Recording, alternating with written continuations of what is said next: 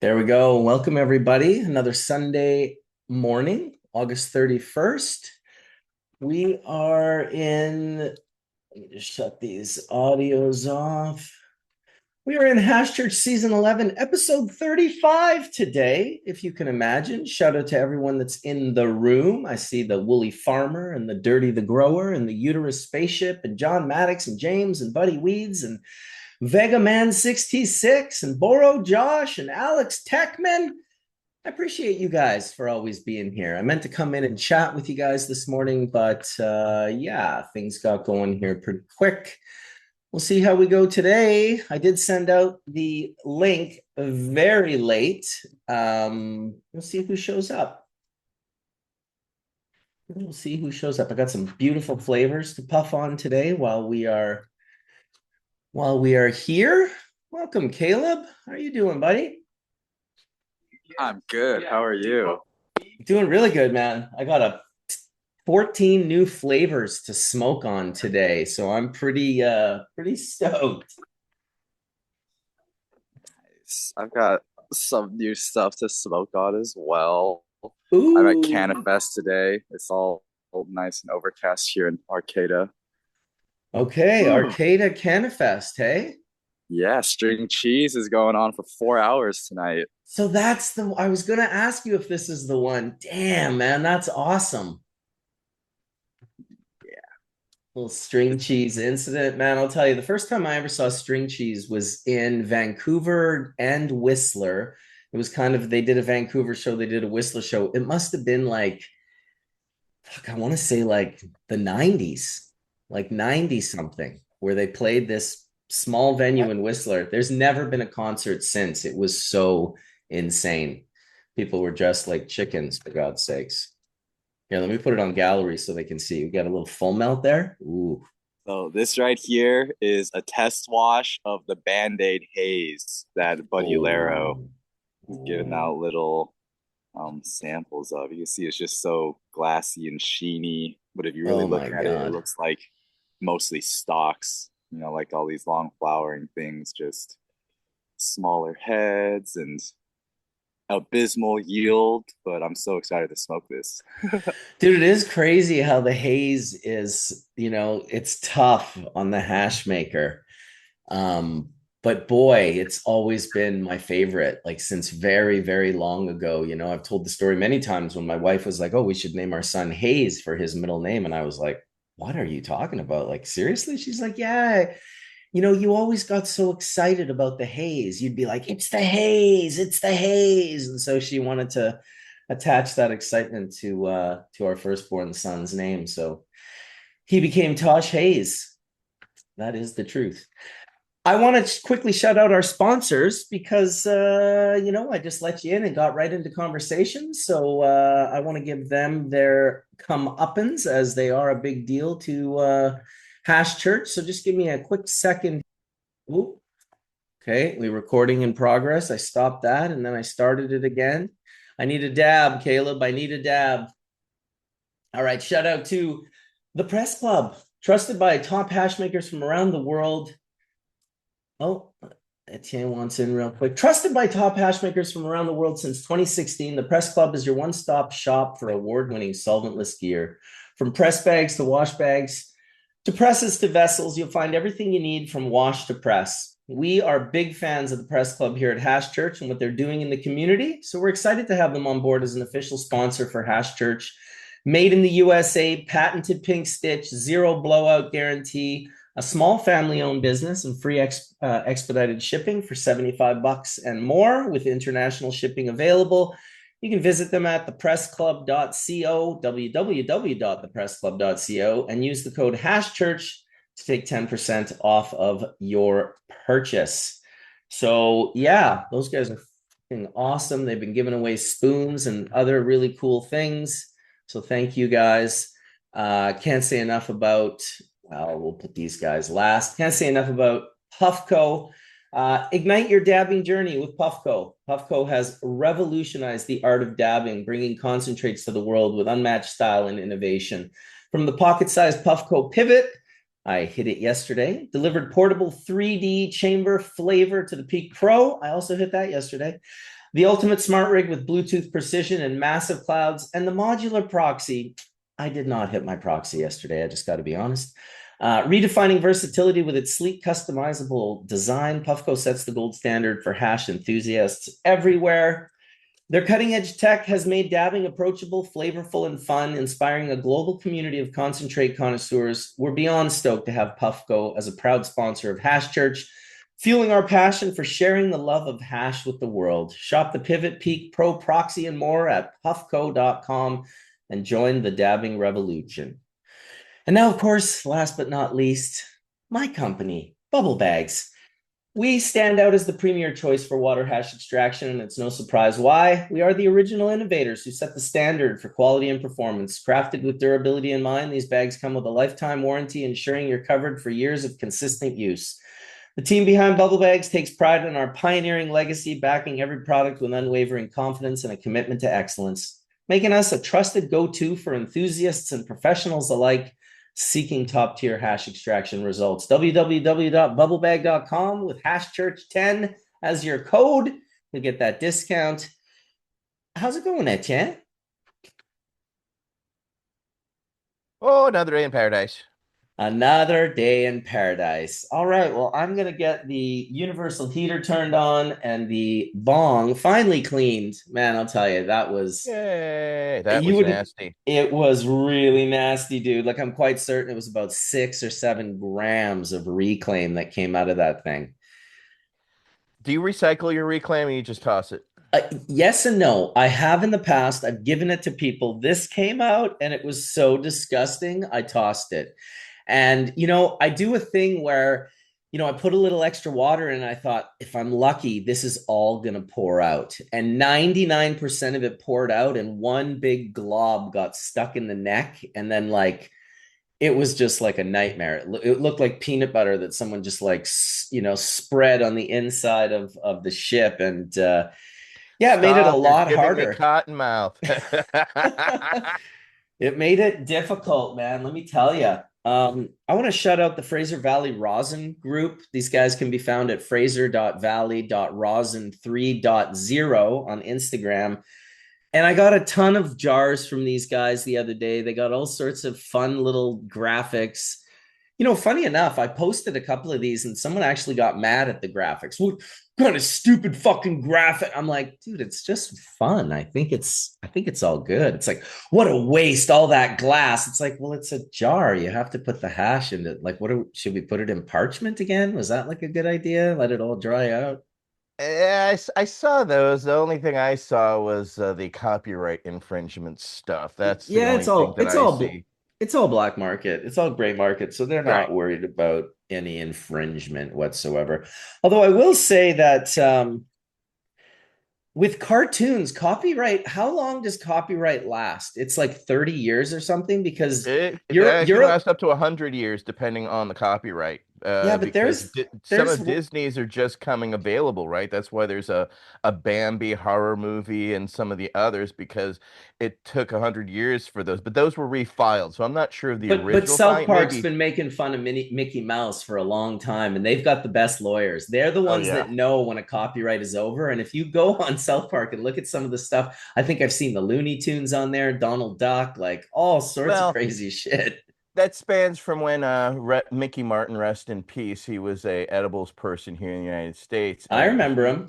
You remember him? Just more explaining for people who don't know who he is. And so he Yep. put out a line of edibles that basically mocked and went after, like the Hershey's, the Almond Joy, and things like Yep. that. And those people are fucking litigious, and they went after him and that. So that was the only thing that I could see that was a concern. But yeah, I mean, beautiful rosin is beautiful rosin, but how it's packaged, yeah, it should be in jars and things like that. We're not going back to parchment and stuff like Oh that. my God, dude. But there'll be another advancement, right? Somebody be like, "Oh, it can't touch a jar at the bottom, and it'll come in suspended levitation so that it is, refrigerated and kept in its, Oh my cryogenic God. perfection." Nano bits of metal in the hash that allow it to magnetically float above the. Yeah, I could see it getting. as ridiculous as we're willing to take it. But I'm going to hit this money ball anyway for a morning rip. I guess I should light this fatty then. I wrote this joint. I see Caleb, you went to Canifest yesterday. Is that still going or is that only a 1 day thingy? Oh, It is he's still going. It's a 2 day thing. Yesterday was like the hip hop day, and then today is like the jamming day. So up in What's the up, Emerald Double Man? Triangle, there's a festival called Canifest where there's music and hash and it's bumping. And yeah, Caleb kind of showed us on our science stuff yesterday what was going on there. And he and his crew of cannabis misfits were out in full force and puffing tough and showing everything that's going on. So, what was the amazing thing about the day besides just all the great hash and music? So it's like the third year that they've been doing CanFest. Today was one of the hotter days in Eureka, Arcata, in the coast here near Humboldt. It was like 70. And you could see who was the locals because they were wearing jackets and sweaters, and then the people that were coming into town were very much enjoying weather. The coolest thing I think about Canifest is honestly there's this glass blowing competition. You know, most people are used to the flower and hash competition portion, and they like removed the award show portion of Canifest this year and extended it so they have one in October for the competition that they're running this year. And but the glass competition is interesting. It's called Glass Face, and last year they did it as well. And there's like a functional piece competition, like a non-functional piece competition, I think. And it's just really interesting because it's like a combination of all the different cultures in cannabis kind of converge here, and it's like right on the waterfront, in a public park. The other cool thing that's like not cannabis related directly that happens is there's a yearly like graffiti competition. So the entire walk along like the waterfront walkway in Eureka, they have a whole section that they let 100 artists tag, and then whichever one has the best tag um, wins something. And then all of the artists have their art on display for the next year until another 100 artists get to come in. And Eureka and Arcata are definitely towns that have a lot more murals than the average town. And I guess the Emerald Triangle is a lot more artists than the average triangle. No, that's great because a decade ago, Chalice was trying to do that, right? With a not only with a hash competition, but also bringing glass. And I give Douglas Dougie Boy his shout out for that. Unfortunately, it was one of those that it got too big too fast, and it was just hard then to find venues, right, that will allow on-site consumption and glass blowing and all that's been really, really tough in California. So I'm very happy to hear that, that's happening again because that is such, a crucial piece of the West Coast story is, the glass, on top of, the graffiti and stuff like that. So it sounds like it's becoming more and more of a celebration of, the true culture than just another swinger event, right? Yeah, I shout out the glass community too. I'm sure D-Rec is a part of that in some way, shape, or form. He definitely helps PuffCon do their glass thing. He definitely helped Doug back in the day doing that. And D-Rec was one of the first glass blowers I met way back in the day when I picked up Slinger hitchhiking on the way to the Gorge shows in 98. I ended up picking up Jason Lee as well. Didn't know them for a hole in the head, but that's kind of how I ended up meeting those guys. And I had a bunch of trippy coincidences with Marble Slinger and his roommate Zach and this other guy who I had met all of them in 95, never seen them again till 98, and then met them all again within 30 days of being not seeing any of them for 3 years. It was definitely one of these trippy coincidences I had. But Slinger ended up moving up here, living in the garage just two doors over here, blowing glass, blasting out a ton of glass. He spent a lot of time up here. We did our degenerate art shows together at my gallery, The Melting Point.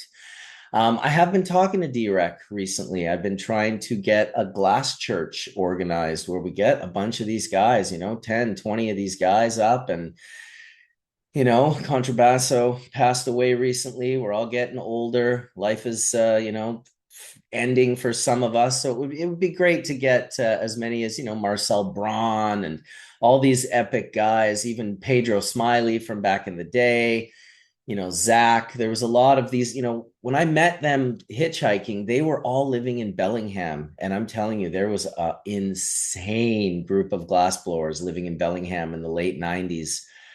Right as Bubble Bags was being created and formed, those glassblowers were a huge part of the bags going down the West Coast and making their way through Portland and through California, Northern California.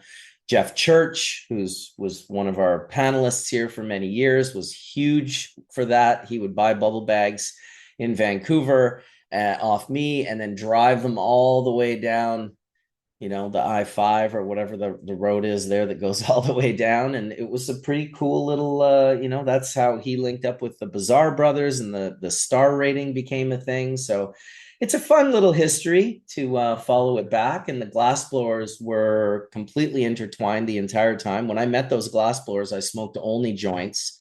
And they were like, oh, Slinger was like, I got to get you smoking bongs. I kind of like jumped over the bong, the people that would just push a flower into a flower bowl and then rip bong rips of flour.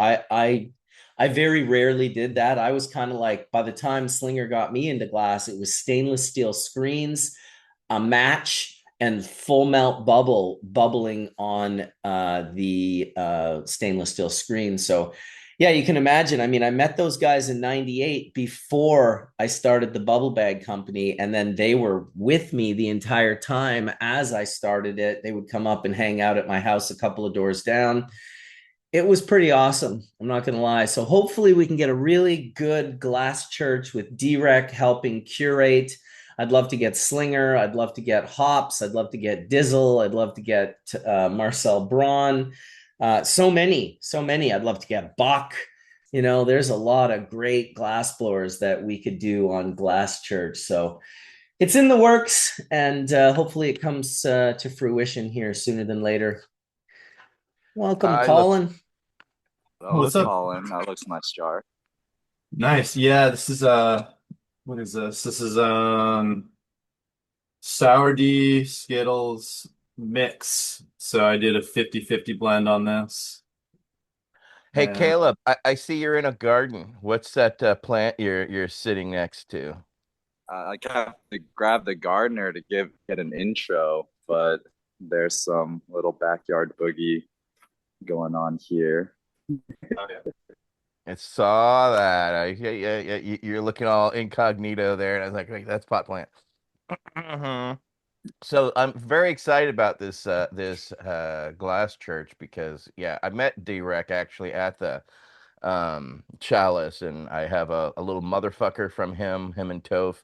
As Nice. opposed to the mothership, he made a motherfucker with upside down crosses and skulls all over it. It's great. And then when I won my case against the federal government, I had a bottle of Louis the 13th. I saved when I originally got the court case, and I bought it and saved it in case I won my case because my lawyers and everybody said, "You're not winning this case, dude." Yeah. Won the case and then celebrated that bottle with my friends. And then I sent that bottle to D-Rec and he etched it. And then I gave it to my business partner as a gift. And that's his decanter for his alcohol. Is a special Louis the 13th crystal carved done by D-Rec. That's And I, awesome. yeah, so D-Rec's solid, always just awesome cat. He had his own addictions and kicked it. He's been clean for, off alcohol for years, and he's been, shout out to him. And I'd watch him on his journey as he, it's hard being an underground artist and trying to keep life straight. And he went that hard road, cleaned himself up, and he's back at it stronger than ever. So mad respect and much love, because climbing out of Yeah. that hole, man, is fucking hard, and anybody who does it deserves respect. Absolutely. No, I've known Direk for like 30 years. Like he was curly haired, young 20 something year old kid when I met him, and just an awesome guy. And his appreciation for the art, as well as how he's helped curate, as you stated, and that's key. And I come from the art world, from going through college, and I my world was printmaking. And to watch the rise from working at the Galaxy Gallery back in the 90s, right, when Snotty would come in occasionally with a pipe for sale, right, and then to see just how huge, right, because it really started with Snotty and him teaching people, and really that second generation, that full generation of dabbing. I mean, Bellingham, Washington was the fucking epicenter, right? I mean, look who all came from that whole mothership, Dude. all those people gathering together. I mean, literally the top glass blowers in the circuit, then they went on to teach whole other things. But that whole crew there in Bellingham going back is just epic. And Well, you got to shout out Eli and Ezra. Okay, Eli and Ezra are these two brothers, and I can't remember if it was Eli or Ezra. I feel like it might have been Ezra. Randomly one day bought like 10 or 12 Herbert Arnold torches from Germany. And I remember the GT torches were very small and had a couple of dials, but the Herbert Arnold torches were complex, and none of them had any idea how to really dial them in or use them. But he just went and bought these Rolls Royce of torches. I really had no idea just how crazy they were until I took a trip to Amsterdam and met up with Nate Dizzle and Steve Hops. And then I put them in my friend's van, who brought me his van to Amsterdam. He was supposed to be picking us up and driving us to Germany, but he drops off his van and says, I can't come with you. And I'm like, well, what the fuck are you talking about, dude? Like, you just want me to drive your van from Amsterdam to Germany? This is like years ago. He had GPS, but there was no phone GPS. And his GPS, within about 5 minutes, someone pushed a button and it went German. So it was now speaking to us in German. So we didn't really understand what it was saying. And it was an old GPS that wasn't as easy as you thought to follow it. So we were basically driving blind to go meet up with Martin from Ruhr in Frankenthal, which is fucking butt fuck nowhere in Germany. Like this place is in the middle of fucking nowhere, dude. And if you go there, it's the most complicated, like the way the rivers and the canals. Oh my god. So that happened, and that's how I ended up bringing those guys. That's how those collaborations ended up happening with Ruhr and Dizzle and Ruhr and Hops. And I think one Ruhr Hops Dizzle, which I believe Flab 421 bought most of those bongs. But yeah, shout out to Martin as well from Ruhr. He was the European guy doing what the Bellingham guys were doing, but he was doing it in Frankenthal, and he caught the eyes of Skunkman Sam. And Dave always hit out of Ruhr bongs. Dave recognized that the rip you get out of a Ruhr bong just wasn't like the rip you get out of a gear bong or some of the other bongs. And to the naked eye, it just looks like a bong, but lo and behold, it is not. It was special. I was the only bong I ever had, a Bubbleman version of a pipe, was a Ruhr with Martin Bizzle. So shout out to Martin. I hope he's doing well. I know Ruhr doesn't really exist anymore, or maybe it's transferred hands to his son. I'm not exactly sure, but yeah, the history of that company is pretty wild. To have that company, the headiest bong company, come out of Frankenthal, Germany, from a dude who's literally doesn't smoke bongs and just smokes like tobacco joints mixed with flour.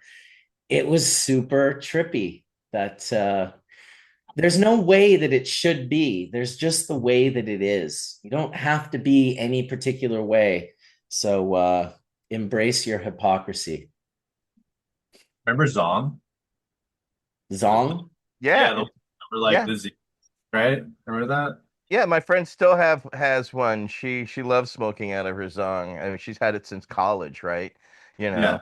They used to be thicker, but now they're really thin, But that's happened to a lot of glass companies, right? They started off with a really nice, heavy, borosilicate, and then it got thinner and thinner, and the bases get thinner and thinner, all that over time, unfortunately, which, Yeah, it's just the reality. I'm thinking of I mean, Jerome is really stuck with the bomb. Like out of all the blast blowers from that era, he's really kept Truly.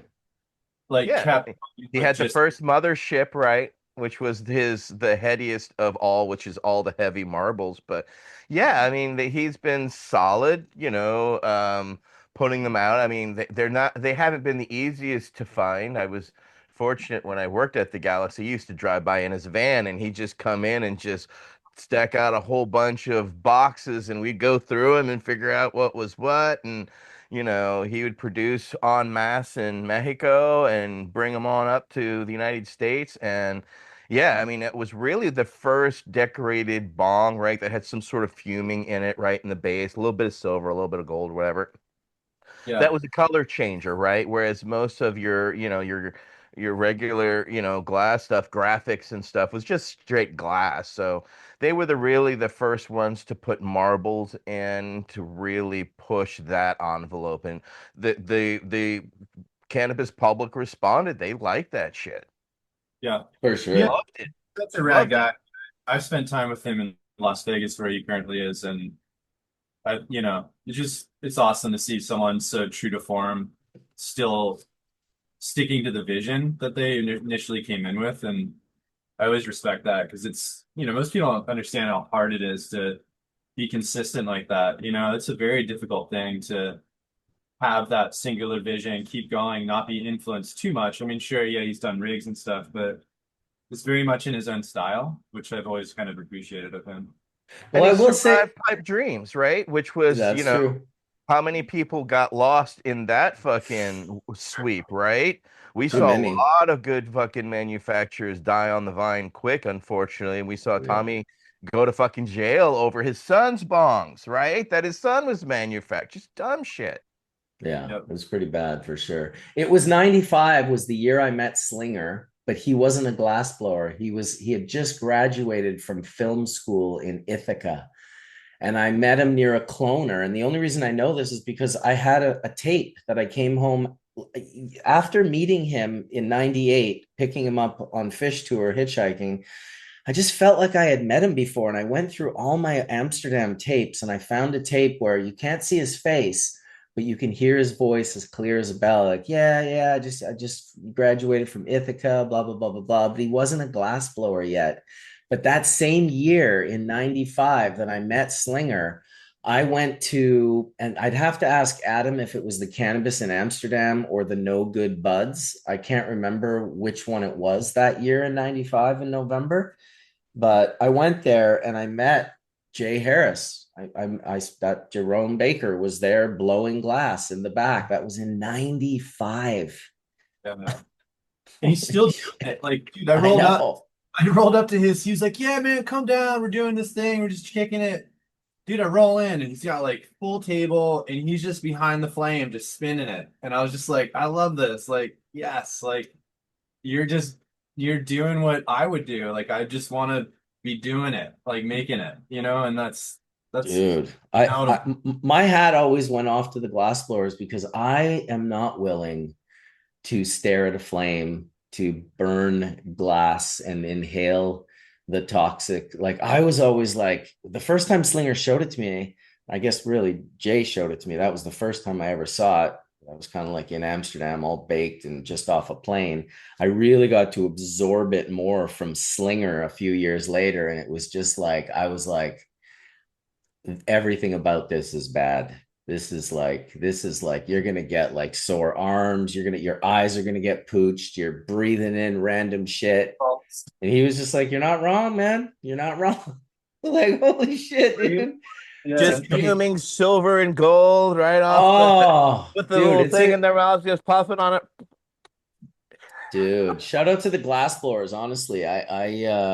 Oof. I do believe there's a sacrifice that goes a little bit of, and don't get me wrong, like this was also in the hillbilly days. Now these guys have the most incredible hoods. They've got it set up much better. The glasses, some of them are incredible. Like I've seen some pretty expensive, like welder's goggle style that are just like, yeah, this is what you need. Yeah, The first time I wore the, go the watch what? Eugene blow glass now and see how he does it. He does it Right. actually.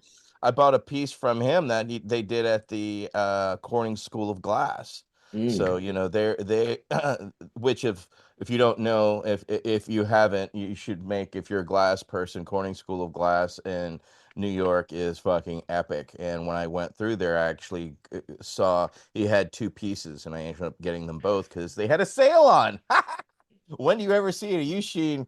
It was a combination between him and another glass blower. But nice. it's great that the Corning School of Glass is bringing in people like this to now teach and show and give demonstrations, right? Because not only are they doing it, they're teaching the other students and showing, because those guys have really pushed the boundaries and are always pushing the boundaries of glass blowing, and especially of glass pipes as rediculators and things like that. I mean amazing. And the collabs he does are on par with some of the best art in the world. As a collector, I love to collect collaborations myself, because right, it's a creation between two artists, right? When do you get a Michelangelo and Leonardo together, in a collaboration, right? And that's you get in glass blowing, right, which is unique Yeah. combinations that you could not make or create or conceive otherwise, right? Well, listen, when I first picked up Jason and Slinger, they would start sending me, and I think I have maybe 4 or 5 different ones from Jason Lee, prototypes of things that he was learning to make and hadn't been making yet. It hadn't been a thing yet. And so it was like, I mean, I got some of the first double bubblers when Jason learned that double bubbler seal and showed it to Slinger, who showed it to it just blew up, and all the pipes suddenly just became these really lovely double bubblers for a short period of time there. I was incredible to be so close to these guys and not even really, I mean, I realized it was, and it just, they coincidentally showed up right as Bubble was born. Like I met those guys before Did I you was Bubble Man. You need to document that stuff, take pictures of it, write stories about it, because that's part of glass history, especially those. Because I've seen pieces. My friend Kenny from Trichrome, he has one of the first motherships with before they put mothership in the actual, in the stem. You know what I'm saying? Right. So I mean, Yeah. those pieces and things like that. I mean, people hunt those early quaves and things like that. Oh yeah. Collectors really appreciate those stepping stones that got us to where we are, to those percolators, to Swiss Perk, right? And what he did and the influence that has spread to others. That, I mean, it's wonderful, the influence that the glass has had, but it's continuously evolving, right? Yeah, Yeah. you know, one thing I think should be said is like Slinger really brought the Eugene culture to the East Coast in a lot of respect. In Philadelphia, for those that are listening here, was a major hub for this idea of like one studio, many glass blowers in it. And Slinger, I'd love to, when we get him on, I'd love to have him talk about that time that he provided this space for all these other people. That like Illadelph came out of this. There's like countless glassblowers that came from this collective mentality. And I remember, 52nd Street glass, all that, yeah, right? totally. Like I used to get onto Philly all the time to just like move stuff around. I'd go to the skate park, meet people at FDR. There was this one dude we used to call Hippie Wes, and Wes and I became super close. And there's just like this culture of like-minded individuals that were on this like in that vernacular of like pushing the envelope, but we're really into high quality herb and just really high quality water hash was like major in Philly for from like 90, really from like 2001 on. Like it was like this whole thing, Marcus. So you're right. Like I feel like Slinger was able to bring this kind of thing back and ignite this excitement. And a lot of those heads that came from there, because I used to get onto the Philly drum circle all the time in the late 90s and the early 2000s. That was a huge hub for all of us to kind of meet each other. And those that weren't on tour were off tour. And, just it was a really unique time. So I'd love to hear him kind of talk a little bit more about that because it's totally part of his Well, world that he created. but It's really Yeah. this all started from what Marcus and Mila and others created in Hash, yeah. right? Because we needed new ways to smoke, and none of the big companies knew or were touched into the culture to understand what was needed, right? We saw, the swing, right? The swing was the original titanium, right? And then its I would evolution. take it back before the swing. For me, it was the mayor, and it was made by the Holy Smokes, Paul DeFelice and Terry, and rest in peace to Dustin Sunflower. They created this spoon that they bent and clamped to a blowtorch. So it was basically a spoon bent right over a torch. And then over the spoon, they had this like glass bell that went into a tube that went into a bong. And these guys had this cherry oil and honey oil back in the day. So they called it the mayor, the mayor of Nelson. We're going to have to sit down and consult the mayor. Let's talk to the mayor about this. And they'd blast everyone out. And of course, back then it was like 1100 Right, degree glowies, dabs, all glowy. glowies. Like the reason they used the spoon, in fact, was that the oil wouldn't like blow off because if it was flat, it would blow off. But that thing, I'm telling It you, would pool it naturally, was right, in the spoon. it was the beginning of becoming higher than anyone had ever been on cannabis for our group. And it came out of the Kootenays, and those guys were the guys. They bring the mayor. I remember turning Breeder Steve on to the mayor, and he was just like, oh my God, I have to have one of these. His big honey jar full of oil, and his mare that he go around just destroying people. It was something else. That was dabs before dabs. Then I would say maybe 4 or 5 years later, and you'd have to ask Hashmaster Kut, who's on the island. I don't know his actual real name, but I would say that he would know whether or not his influence was. He might have seen the mayor. I have no idea, but I definitely know I saw the mayor before I saw the little titanium swing dish, which I thought was like an improved version of the mayor because it also had the little bell over top of it to catch the smoke.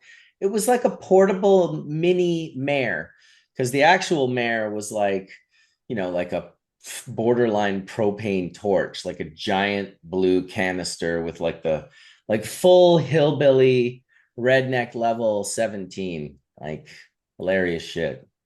We had access to we when in can this guy would come by with this hash oil, and the only way that we had back in the day before tools was going and buying those pucks of gunpowdered little pucks that you'd light, and you'd light them and charcoal, and you'd wait for the black to burn off, and it would be gray, and you'd scrape off the gray, and then that red charcoal, and you would drop the hash oil on it and do our best to catch it on, a funnel with a metal funnel with a tube or something like that to go directly over it. But yeah, there was really no implements initially, and that hash oil was always so hard to deal with, right? Because if you try to do it on the paper, your paper stuck to your fingers and you couldn't get it off, and it was just absolutely an unholy mess because there weren't dab tools. There weren't, all these specific types of implements that are now key components, but we had to implement, right? I guess even further than that, we all ruined our parents', knives by sticking them in the spiral heaters and doing hot knives, right? That was the other aspect of ingesting, right? And why are the tips of my knives rainbow colored? 18. I have no idea what happened. That's really weird. Anybody have any idea how that happened? Dude, we used to take a soldering iron and put it on a block of wood, and then take a ball jar, a wide mouth, and drill a hole in the top and stick a tube on it, and then weld a plate onto the soldering iron, and then put a little piece of herb on it, and then put the glass over top of it and take pools of it. And that was like our first version of like, you know, making a homemade, vaporizer of some And sorts. remember how high you got off that shit too? And you're just like, holy shit, man, this is amazing. We used to roll after skate sessions into my buddy Pete, Luke's house, and yeah, we used to made that thing in the garage. I'll never forget it. It's so funny. Of Let me guess, you made a band, right? course, no, we were just skateboarding, just being like, bored, being like, "Yo, what if we did this?" And my buddy Luke I'll never forget it. Just like stuck it right in the block of like a 2x4, and he's like, "I drilled a hole, put the thing in there." It's just Yeah, like, it's crazy. The making pipes thing. My roommate almost got us completely busted from making a bong, if you can imagine. And I'll never forget it. We had the Terrence McKenna syzygy mushrooms growing in my closet upstairs. We had the cannabis grow in his bedroom through a secret wall, just two 400 light Optimark bulbs. This was like 90. And he goes out to go get the makings, if you will, of a bong. He's like, I'm going to make a mason jar bong. Got some mason jars. I'm going to set up two of them. Got some tubing. I'm going to use a big bolt as the bowl. I'm like, all right, dude. So I'm sitting with my buddy John, and we're in my big living room. And by the way, I'm also just selling weed. I have another secret door, in like a big tall secret door that when you push, it pops open, and there's like four shelves, and it was like 7 feet tall. And I had everything in there, except there was all a bunch of weed bags on my living room table. And I hear this, and I just look over at my buddy, and I'm like, that sounded like a cop knock. And we just moved my curtains ever so slightly. It was big. We were sitting in a bay window, like an old San Francisco style, right? There's a window, there's a window, there's a window, but you could pretty much fit a couch in there. And we just moved the drapes a little bit, and we see these two big cops and my roommate with his hands cuffed behind his back and his head pointing down. And I'm like, oh, fuck. So I just jump up and I tell my buddy, hide everything in the secret room, right? Probably louder than I should have, because really there was just a pane of glass separating me from the police officers that were out on my front deck. So I go out. By the way, the house reeks like weed, not just from us smoking it, but also from it being grown in the house. And this is Winnipeg, Manitoba, where they would put you in prison with psychopathic murderers if they caught you doing this in Winnipeg in the timeline that we were doing it in. It was very frowned upon, let's just say, like in like Louisiana, like really bad. And so I and oh, preface to the story, the day before, my roommate is fucking around with the light out on the foyer, out on the front deck, and he breaks it. And I remember that as I'm coming out, I'm like, oh, because I go to turn the light on right before I open the door and it won't go on. So I'm like, fuck, there's no light. Oh, okay. So I open the door and I like come out really fast and shut the door behind me. Well, cops don't like that. That's why I wanted to turn the light on. So they were kind of like, a little bit reactive. And this is the magic of the privilege that I happen to exist in this moment. In this moment where now there's only one thing left to do, for this guy to arrest me, force his way into the house, and uncover everything. But instead, I hear the voice of an angel. Echo Bravo 1. What? I said, that's my mom. That's my mom. He's like, pardon me? Paulette Richardson. She's my mother. She's on your radio. My mom is the 911 lady, the head 911 lady in Winnipeg. And I hear her fucking voice on his walkie-talkie.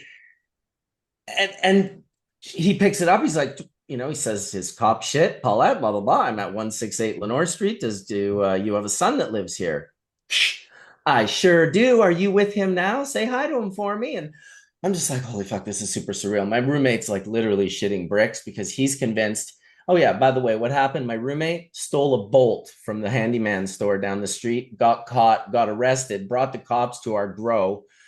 This is how this all happened. The And bolt so for the bong for the bowl, right? Oh, yes, fuck yeah, off. he didn't have money for it. He had money for everything else. He just was like a little short. He's like, I'll just take the bolt. So that brings the police to my house. And basically, they wanted him to prove who he was because he had no ID on him. So they needed him to go into the house and get a piece of mail as well as his ID to show that they're connected to this house.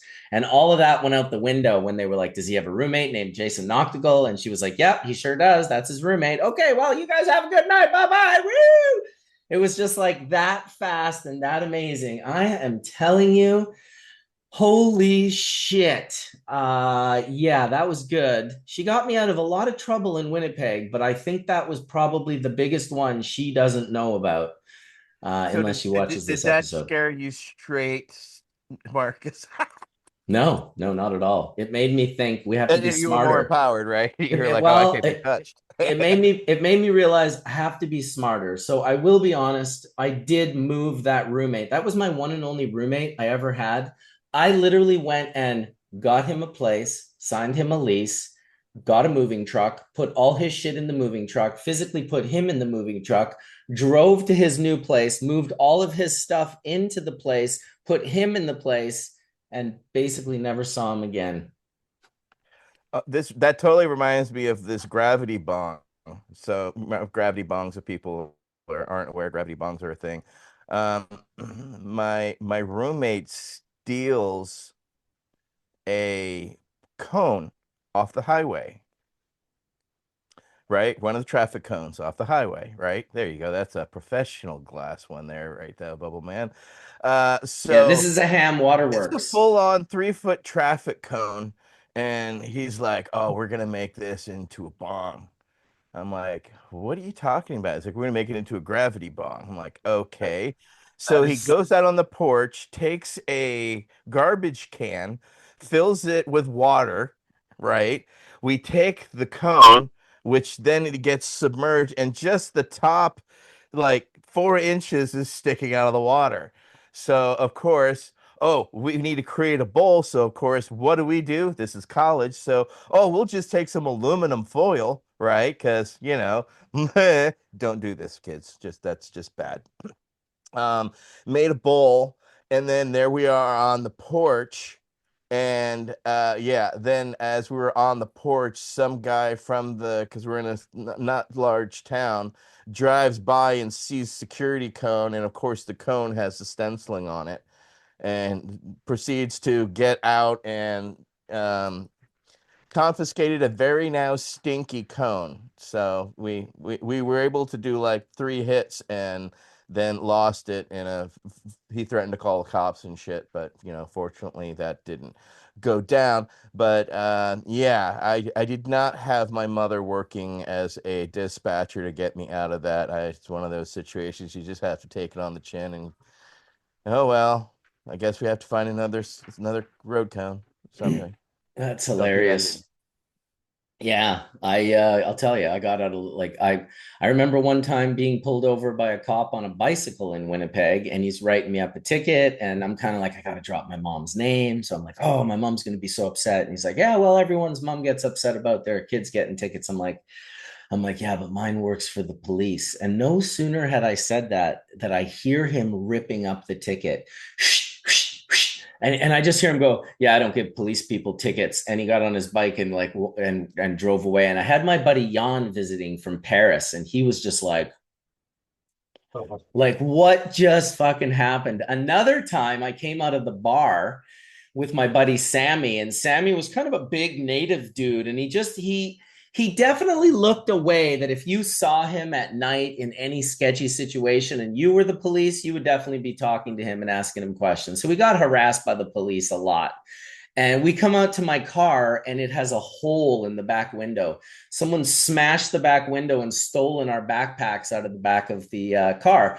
So we're like, fuck it, I'll just drive you home. We get in the car, we're driving, and we get pulled over. And he's just like, oh my God, dude, the broken window. Like he is going to fucking, he's putting it all together before the cop gets up to our door. He's like, this is what's going to happen, dude. Like he thinks we stole this car. This is going to be bad. And he comes up and he leans in and he's about to say something. He goes, Mark? Oh, Mark Richardson? And this guy, I didn't actually know him through my mom. He was our neighbor at the lake where my uncle now lives at the Big White Shell. This guy was our neighbor and he was a cop. And he comes over and he's like, oh, ha ha ha. And he's laughing. He's like, what happened? Someone break into your car? I'm like, yeah, they stole our backpacks. He's like, oh, you want to, write a report or whatever? I'm like, no, not at all. He's like, oh man. He's like, I was going to fuck with you guys so bad. And then like basically lets us go. And my buddy, the whole ride home is just like, I can't even fucking believe that just happened, dude. Like, what the fuck? Because I'll he tell you, said he's man. probably gonna fuck with you because he thought it was a stolen car, right? He would have. He would have. And he told us, he even admitted it that he was going to fuck with us. He was like, man, I was going to fuck with you guys so bad. I was just like, oh my God, like fucking just dodging bullets out here thanks to moms. Did you ever like thank your mom randomly? Just like, Mom, I just want to thank you for things you have no You idea that know, you did funny for me. funny enough, yes and no, but the one cop that I thanked the most was the cop who arrested me with all the Compassion Club flour back in 98, because that led me to start Fresh Headies. And that was like this. I couldn't see the sacrifice or the value of losing that weed for those people. I just was like, this is all just bad. And then it turned into like, no, this is like a journey of transformation where you're going to go from one thing to another thing. And that other thing that you're going to go to is important and it's going to be needed in the world. So yeah, I'm pretty stoked that I got to tell him, I was like, man, there's people making hash all over the world thanks to you. Like, forget about the 16 pounds you took from me. There are metric tons of hashish being produced worldwide. Kind of thanks to you. I got to thank him and be honestly thanking him. I don't hate him. He's actually like, I think the chief of police in West Vancouver now, the guy that busted me, the constable that busted me almost 30 years ago. No, thanking people for your journey, I think, is a key part of your own, journey. I years ago, I got kicked out of Catholic school after being caught with cigarettes and alcohol, 16, just on a choral competition, and got caught in our competition's hotel room with the son of the principal, and of course, his mother was one of the chaperones. So it was basically a death sentence. And when I remember sitting in the principal's office and him just reading me the riot act, kid, you're absolutely nothing. You're going to amount to nothing. You're your own worst enemy. You're not going to do shit with your life.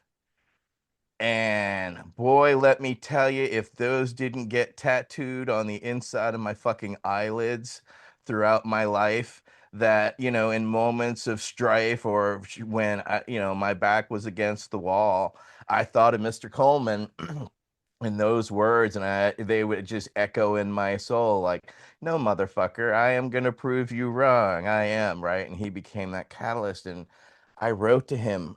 He friended me on Facebook like a decade ago, and I was like, oh, I gotta tell him, because you gotta understand, I grew up in very rural Cajun country in Louisiana, very conservative, absolutely no discussion of cannabis. It might as well have been a death sentence or something like that back in the day. So I wrote him and told him, I was like, dude, when I was in the trenches and war and fucking shit was going down, what you told me fucking changed my life and became that motivation that sparked that within me. And I now run the oldest, medical cannabis dispensary in the country. And Yeah. this is what I do. And he was like, cool. Sorry, kid. Did not know I said that. I apologize. Did not mean to say that because that's a really asshole thing to say to a kid. But is And I, it? Is it if it inspire? Like, here's the thing. Like, this is an right, that's important where I was, right? discussion.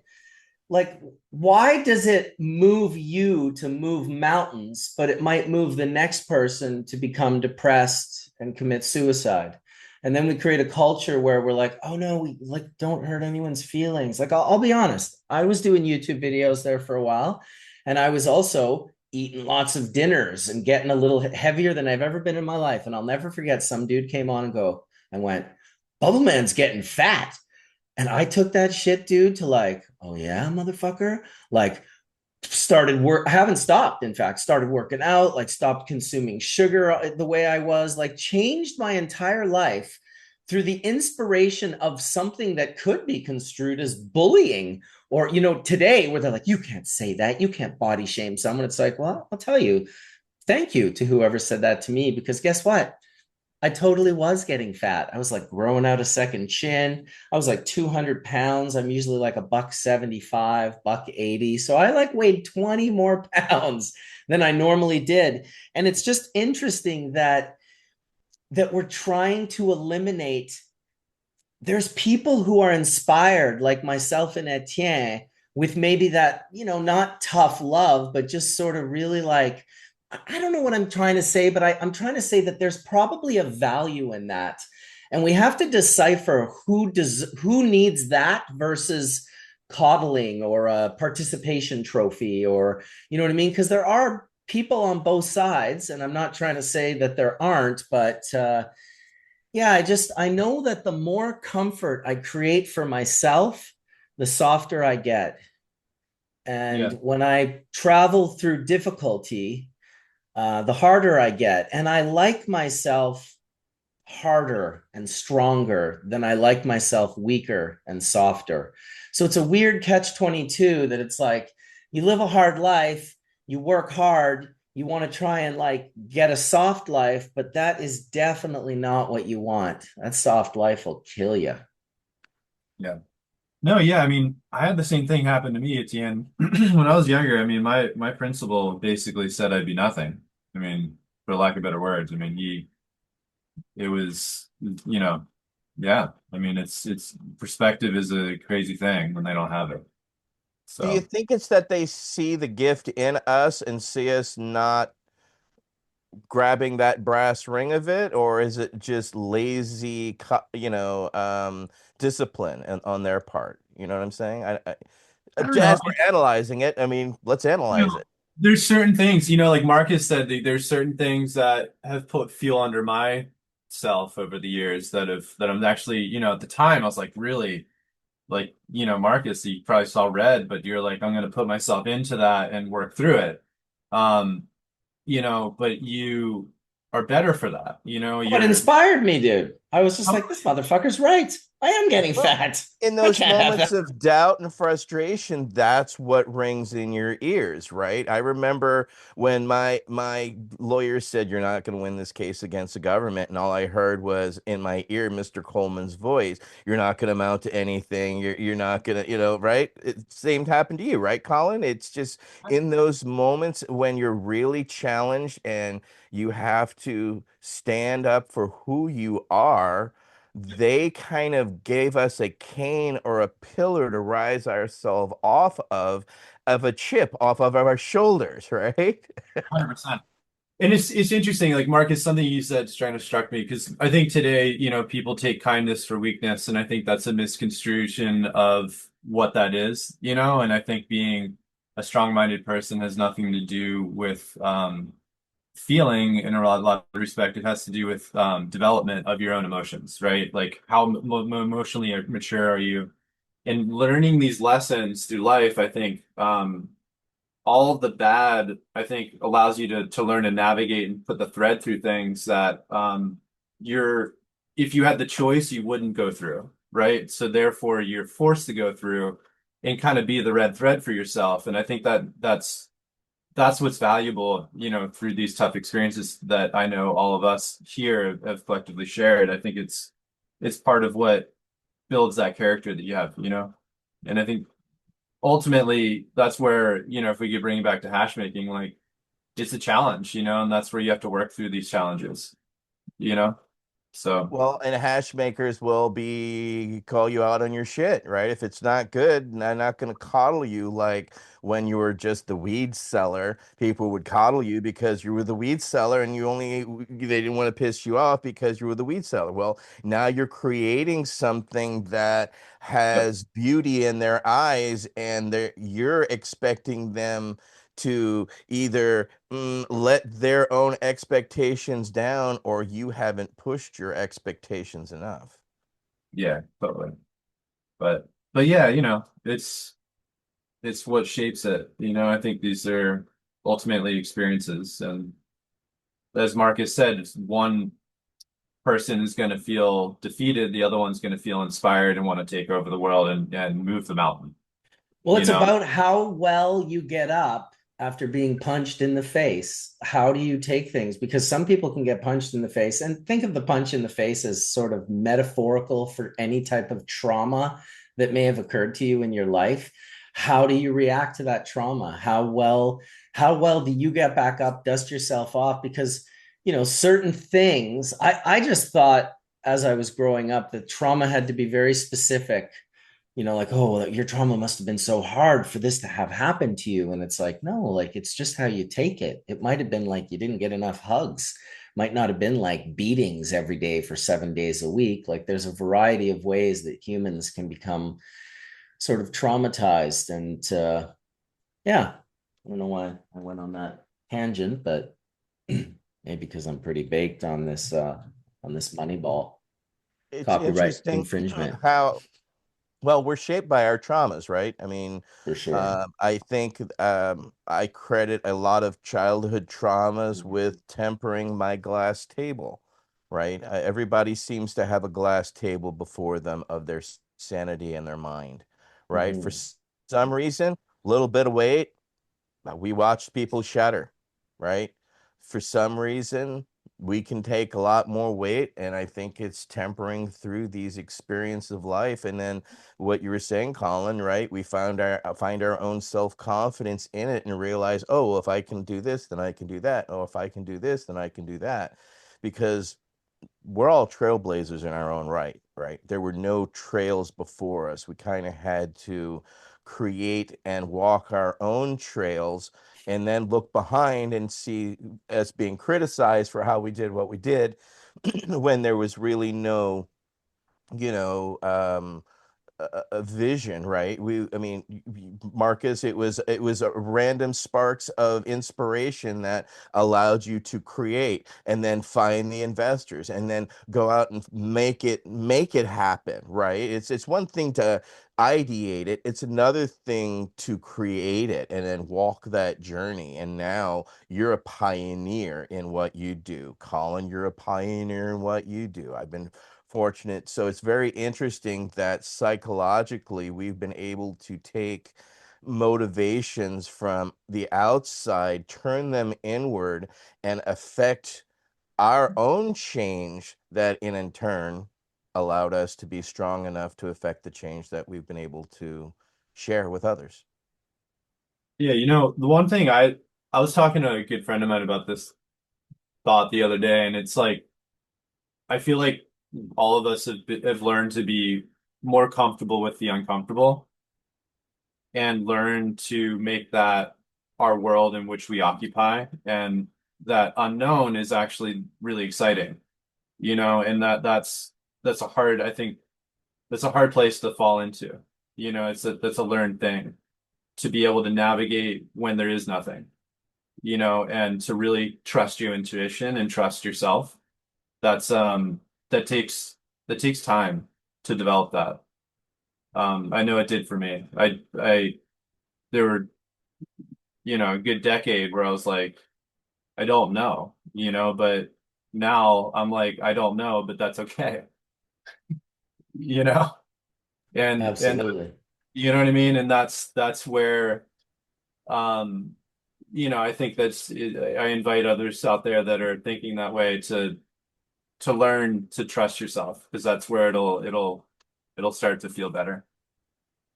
Well, you're in moments where you have nothing but to trust yourself because you're pushed to those by, disbelief or law, right? We've been challenged by laws, some of us harder than others. Looking at you, Marcus, you actually had to go through a full-on trial and all that others, and you're Dude. still dealing with the repercussions this many years later, right? You're now waiting for your release to hopefully be able to come down and see us, because of that. And that's, respect to you. That was balls to do, to fight and do everything and to take it on the chin and to accept the plea agreement and all that other shit that you had to deal with. That's all not easy shit to have to deal with. These are all life-changing decisions and moments in time that test your mettle, mettle, that is, where you find out who you are and most importantly, who your friends and family really fucking are.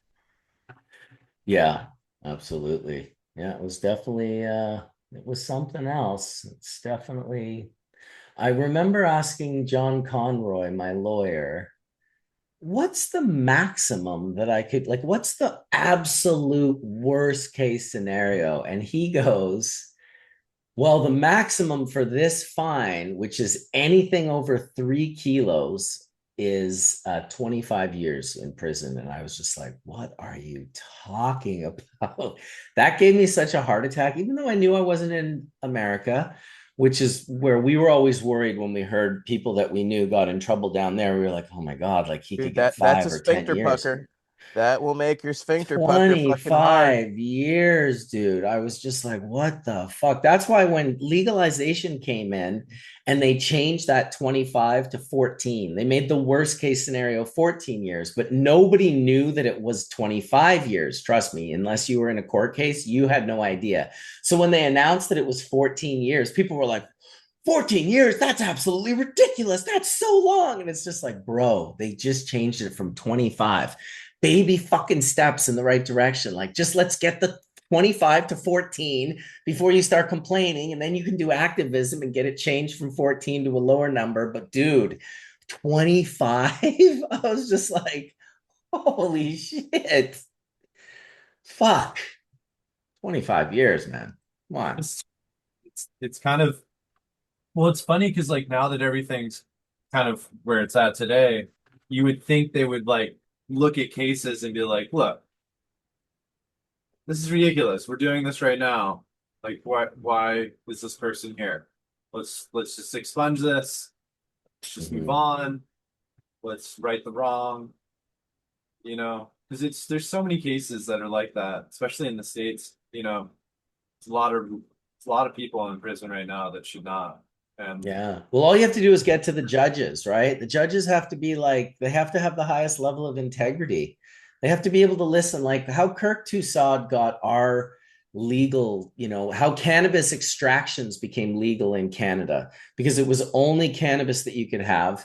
And then they changed all the laws and they made this 14-year thing. So he used that as an example in court. And he said, Your Honor, right now, say your mother has some arthritis and she goes and buys some cannabis. She's totally legal. But if she takes it home and she doesn't want to smoke it, she wants to drink it in a tea and she puts it in a little bag and dunks it in hot water, she has now done an extraction and could face 14 years in prison.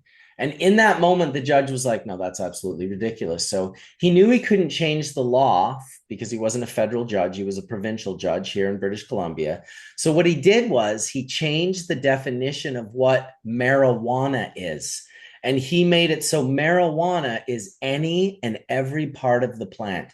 So if it says you're allowed to have a kilo of marijuana at home, you could have a kilo of honey oil, you could have a kilo of stock, you could have a kilo of flour, you could have a kilo of pure trichome heads, whatever. If it's a part of cannabis, his simple definition change, he didn't have to consult anyone. He didn't have to change the country's law, which involved a dissent or a whatever from the crown, like the bloody crown had to sign off on cannabis legalization in Canada. But this judge managed to add extractions just with the stroke of a pen in so changing the definition. that's across all province. It was Well, BC originally, and then it became the federal. So now it's across all provinces. got it. Originally, when it happened, and the reason it happened was because of Ted Smith from Victoria, who ran this incredible club for years over there still, and Owen Smith, his hash maker dash baker. They busted the bakery, and so it was all like this extract thing came into being, and they said, well, we have to be able to do these extracts. So yeah, Kirk Toussaint was a big proponent in making that happen here in Canada, and it was the Owen Smith case. I guess it would be Regina versus Smith if you wanted to look it up and read about the history, but it's big history. We owe a lot to those guys in that moment. It's almost always language. Language can shift things so simply that if you think you're fighting this battle to get something changed, like look at language, because it is magical, and sometimes it just shifts the entire thing, and the platform of strength that your opposition thinks they have is suddenly dropped out from under them with just the simple change in language. So that's pretty cool. Like, for example, in Canada, you're not allowed to do any type of processing or extracting. But if you called it milling and you were just isolating the material by down into sizes, which is what milling is defined at, you could potentially do a type of extraction on the field if you promoted it as we are milling. We're milling from 400 microns down to 50, and then we're collecting those materials, and then they go to the lab and we do our extractions. You're still doing an extraction on the field, but the language and those rule makers, I swear to God, they'll accept that language every time. There was another interesting one I saw in the German market where they couldn't get vape carts into the pharmacies. It was like impossible. And some lawyer was just like, well, why don't we stop calling them vape carts? What if we just called them containers? And he called it a container and got it accepted like in the first application. So, and this is like a super hard, staunch, regulated, like German regulators. It's just language. You can say a certain word and turn that giant locked metal door into like ash. Just walk right through. Poof. Hey, I'm here. no, So it's true. I mean, look at the hemp bill in the United States, it's like one one line unlocked this whole world in which now people can use hemp to convert to THC and Delta 9. exactly. Look at cannabis. Just said that in the chat a few minutes ago. The language of the Farm Bill is a good example. Yep. Exactly. It's so important, the language that you use, that Totally. it can make your job, your activism, like much easier and much more effective. Yeah, 100.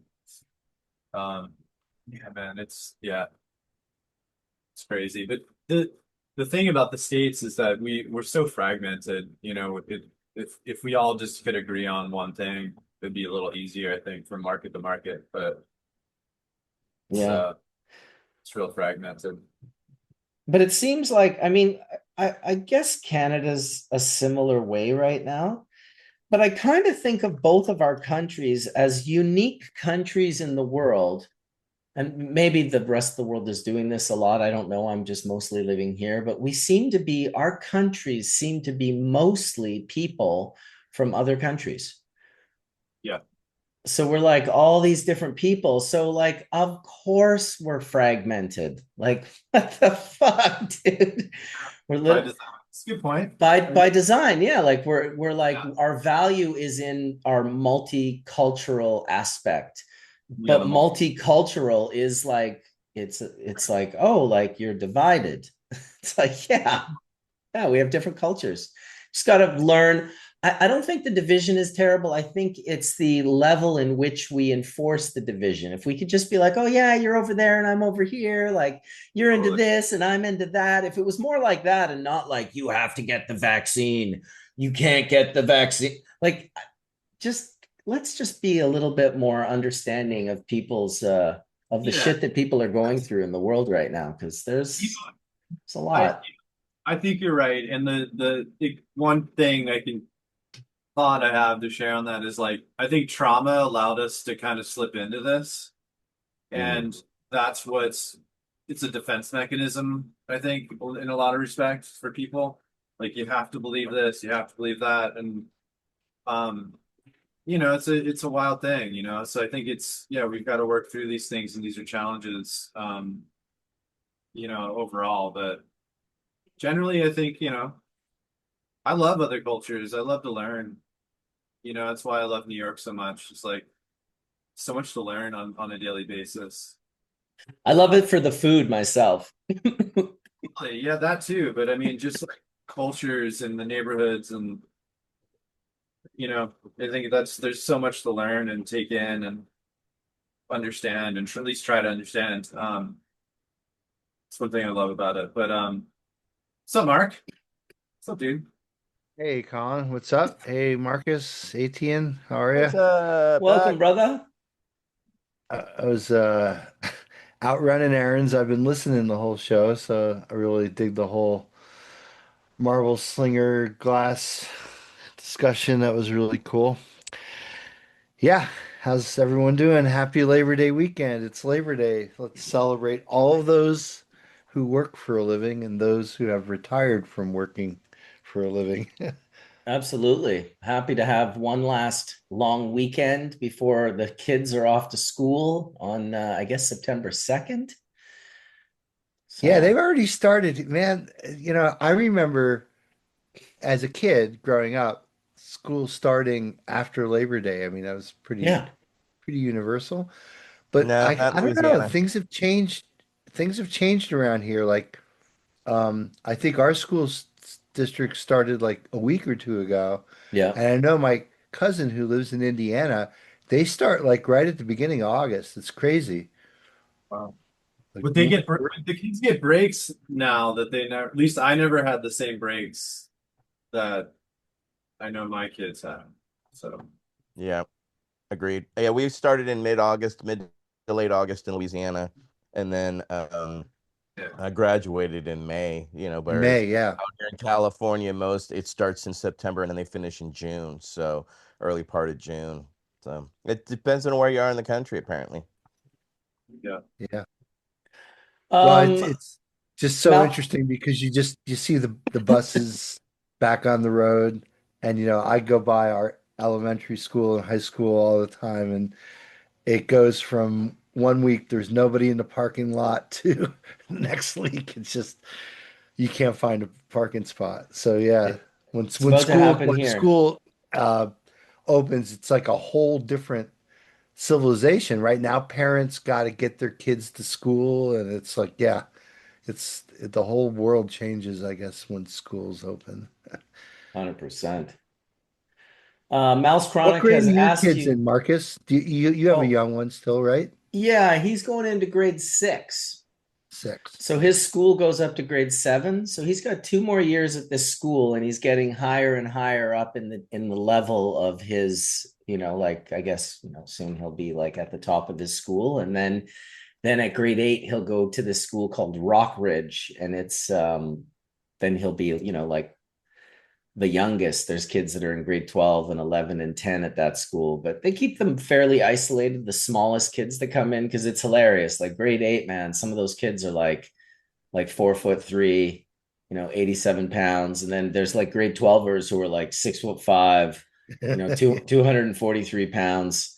It's like these guys are going to school together.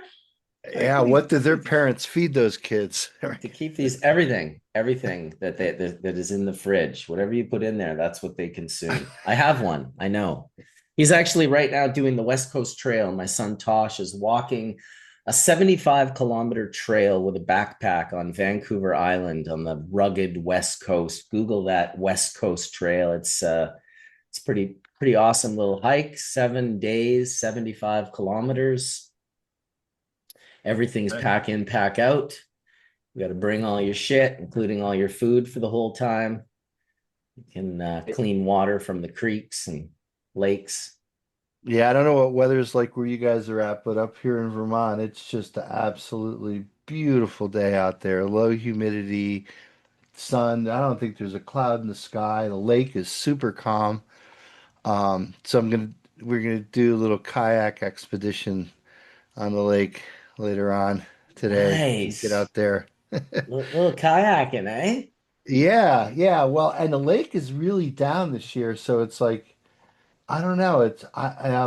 So it's weird. Like, yeah, it does um actually rely on the rivers to basically bring up the lake level. And contrary to popular belief, it's not actually like there's locks in between here and the St. Lawrence.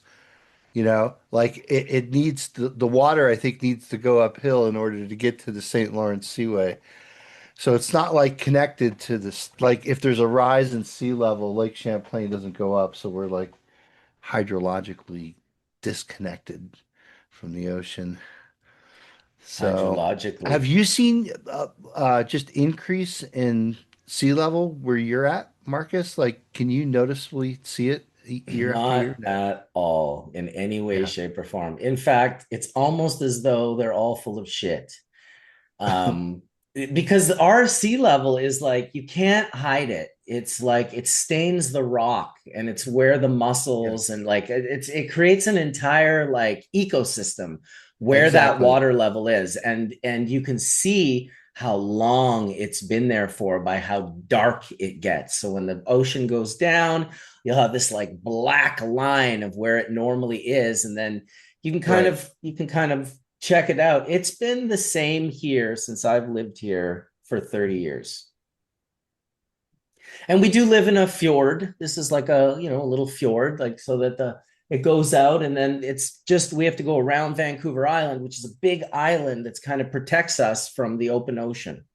So on the other side of Vancouver Island, it's open ocean. And that's why, of course, that's why people go there to surf and stuff, because they got the big 8 foot swells. We don't have that. But it Thank is sea God. level. Like when you go there, if you look at the altitude, are you at sea level? If I go down to the water, I am. Yeah, Yeah. I'm above sea level right now. Yeah. Super interesting. Yeah, Yeah, and I'll Yeah. You tell can you see like, for 15 for the well, not 15, for like the first 4 years that I lived on the ocean, I could not figure out the tides for the life of me, dude. I'm like, these are the most insane patterns that make zero sense, that are like, there's no reoccurring pattern here. Like, this is just insane. But I saw some interesting things, and I definitely found it's different when you live on the water, when you live right in the tide and you watch it come and go. It is trippy, especially for such a the water out in front of my house is like 700 feet deep. wow, I know. Jesus Christ.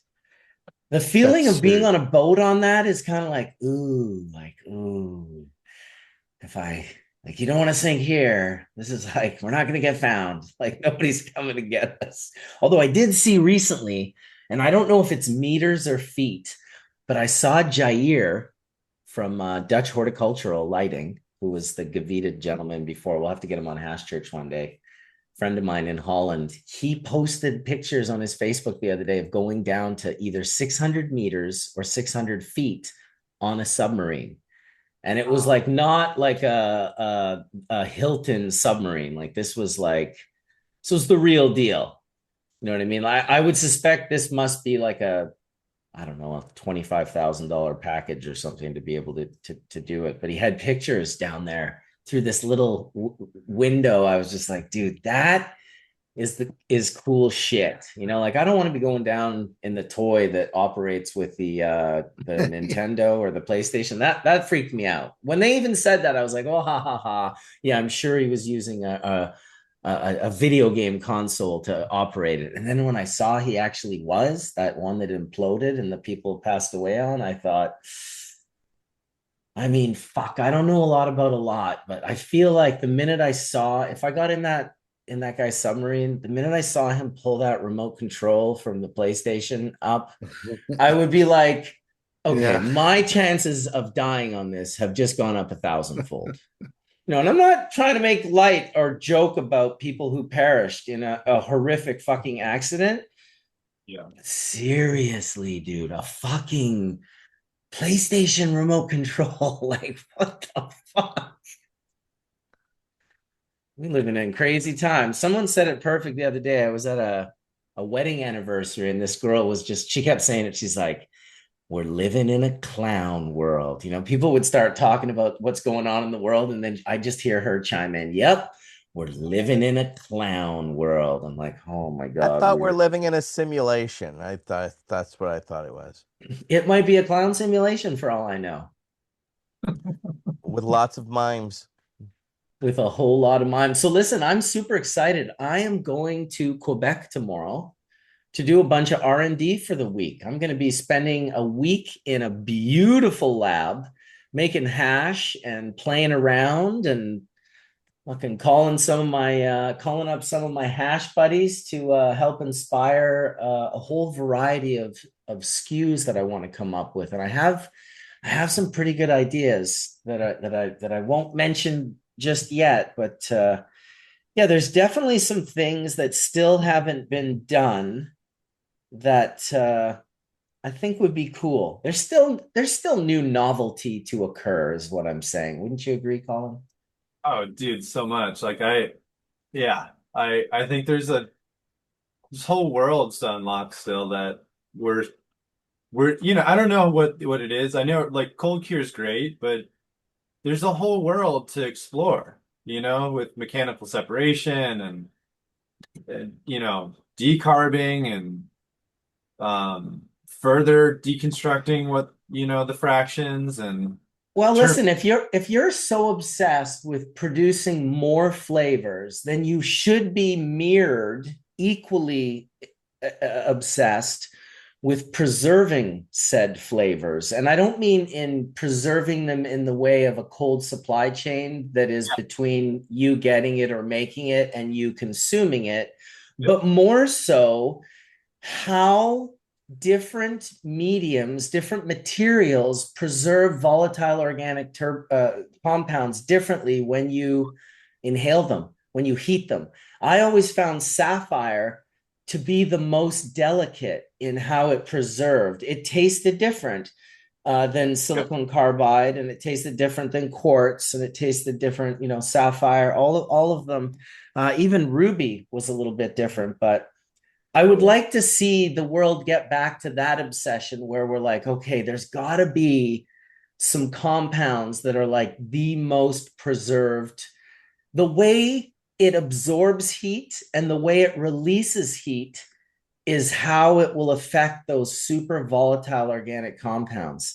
And it's weird. It's the same thing between, I guess, induction and convection or whatever. Like the way the heat, induction is a tricky one because it's so fucking powerful. And to be able to bring those fields down to that super delicate, like where you're not just blasting out all these aromatic volatile compounds. And I think Kylie did the best job with the Indux Labs. I don't think there's another unit that can quite tweak things to that level. Most of the other ones that I've tried and see are fairly intense, and their bottom is usually too high for my liking. Do Yeah. you know what I mean? Yeah, no, I have an Indux that I was super lucky to grab one when we did the New York Melting in the Heads. Big respect to Kylie and everything he's done. I really appreciate the unit, and I use it often by myself. I set it up on the table and I just have a session with it and try different stuff, because to your point, it's a different flavor experience. You get a much richer, more mouth coat than you do from even my mothership. Like I do love my mothership, don't get me wrong, but to your point, there's a world of delivery that I think, you know, people should be exploring. It's really important. It's one thing for us to make all these products, but I said it the other day when most people, it's like we're in the studio making music on the best equipment, and then they're listening in on earbuds that aren't even like that they bought for like $20. You know what I mean? And I think to your point, having the right tools to experience the terps or the volatile organic compounds, as they should really be called, that's from a consumer point of view where people should be obsessive, not only just with the product, right? Yeah. Well, that's what, when I first met Jason Lee, he was obsessed with how smoke moves through water and how it filters and how it can change the way it tastes based on how it filters. And I was just like, well, this guy's like super deep in it. But then really hooking up with Brian from D Nail, he was the one that always was going the furthest with it. He was the one that was always the most interested in hearing the things that I thought no one else would really have an interest in hearing in regards to the preservative nature of different surface areas and how they just release those flavors. Because I'd have a lot of different flavors, but I'd hit the same flavor through silicone, through quartz, through sapphire, and you could just at the same temperature, and you could absolutely unequivocally taste different tastes. And the sapphire always blew me away, especially because it was the most pain in the ass one. You couldn't just clean it. Any liquid on it at all would crack it. It was super delicate, super expensive. They almost always cracked. And you could really only turn them up to clean them. You could turn the D nail up and you could clean it, and it would take a long time to clean. Would you break your slurper? Yeah, I just opened it up and I just saw this. Oh, dude. This is from Legends. Oh man. Anybody out there that can fix this for me? I got all the pieces. Fuck. Send it to JP. Oh, oh my God. All It has glass breaks. yep, it has a life. It has a life, but I've also had stuff from like the 90s that has not broken, you know? It will. True. Sometime out in the future, it just hasn't yet, It's gonna go. And I hope it doesn't break in your lifetime, right? Doesn't Yeah. all glass break, right? Well, you know what? I want to say yes, probably eventually, but I'll tell you, I've had glass for over 25 years that has not broken, and you can keep it unbroken for many decades. I'm surprised it broke inside of that case. Me too, actually. When you opened it, I thought you had already seen that it was broken prior and you were just showing it to us, but we got to experience your, oh, My that's dreadful. Yeah, I opened it and I was like, I just opened my eyes and I said, oh man. Uh, I'll see what we can do. What's Okay. going on in the yeah, so I'm going to Quebec to make spews, to make hash here for the next week. So I'll be in the Quebec townships busting it out and playing in the lab. So I'll try to share a little bit of that if I can while I'm away, but just I could excited to see get in the Quebec from lab. my window here. What's That's going on? awesome, dude. That's awesome. I wonder how far you are from where I'm going. Not Big far enough. province. It's a big province, dude. Yeah, I know it is a big province. Where are you going to be? I'll be in near Farnham, Quebec. Farnham, Quebec. Okay, let's see how far away. I'm guessing 8 hours. Wouldn't it be great if it was like 2? 1 hour, 17 minutes. No. You Is got it. it? Just Come on, drive. dude. It's 1 hour and 17 minutes? Yeah, let's meet at the border. Dude, that's crazy. Why? You don't go over the border or what? Yeah, right. I'll load a hit in the US and pass it to you in Canada. And we'll both be arrested by each other's customs. Hey, we can Dr. make a Mark's video being out of held it. in That'll be Canada. fun. Yeah, we'll make a video, of course. Won't it POV. be worth the content? We got Meta's new glasses. We'll be filming. Yeah, that's crazy. No, Yeah, dude, Marcus, no. you're gonna be close. Holy fuck, dude. What are we doing? I'm Come on, telling you, man, bro. like, dude, you should come visit this place. They invited you. Their chemist, which was Dr. Justin Conway, Oh, this is that he same group. That's right. he Okay. he he invited you to come see. He's like, dude, come up, man. Come check out the facility. So, and when are you gonna be there? You're gonna be there this week? I'm gonna be there tomorrow.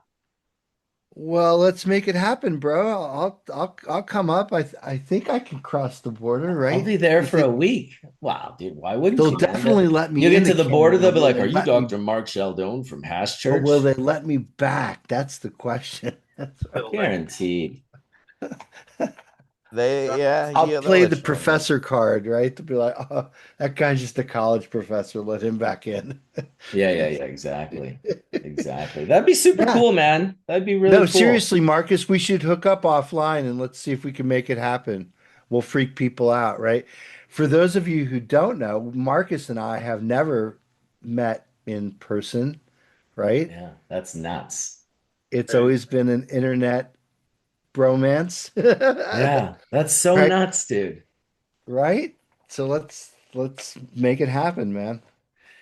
Yeah, well, I can't believe it's an hour and 17 minutes. I'll tell you, like that makes me so happy because here's the thing. I'm hoping we'll see how it goes, but I'm hoping to be returning often.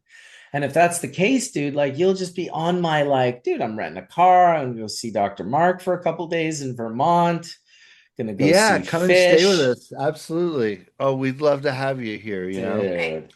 We want Oh every my time I goodness. hear about you talking about your partners in the state, I'm like, fuck, why don't we have partners in Vermont? You need to bring Bubble Man brand here to Vermont. Let's do it. What are 100%, we man. doing? 100%. Well, those people that are watching right now that got the right consciousness and the right integrity and are growing the danks and have the living soils, hit us up. Well, We'll as you do it know, up. our mutual friend Kind Bill is working with the folks over in Zen Barn, so they're a licensed operator, and I'm sure they'd love to Okay. have your brand. Oh, I'd love to have a conversation with them. You know, Yeah, let's it's get always Kind Bill and Marcus together. Oh my God, that'd be like hanging out in Vermont. Dude, Vermont, dude. Come on. It's awesome.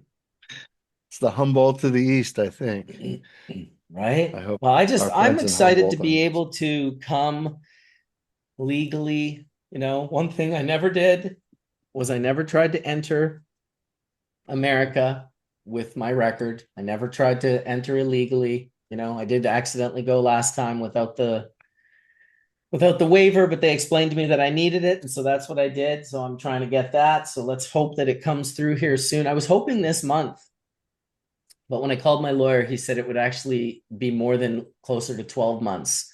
So it was 8, which was August. Now it's 12. So that's kind of December. Hopefully by next year, I'm able to come because, yeah, I Yeah. just want to come and enjoy America, man. Just come see Well, my and Colin, buddies. man, are you in New York? Get your ass up here. We'll go up and see Marcus, man. Come on, let's go. What are we waiting for? I Life is can't too this short. week, but because I'm going to California on Wednesday, flying out.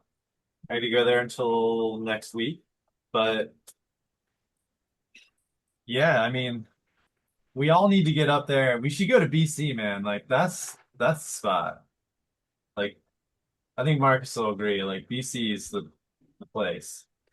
I like it. We should just roll over there. We should just fly in, should get like rent a place, go see Marcus. We'll go up Do into it. Whistler. I was All gonna right, let's say go.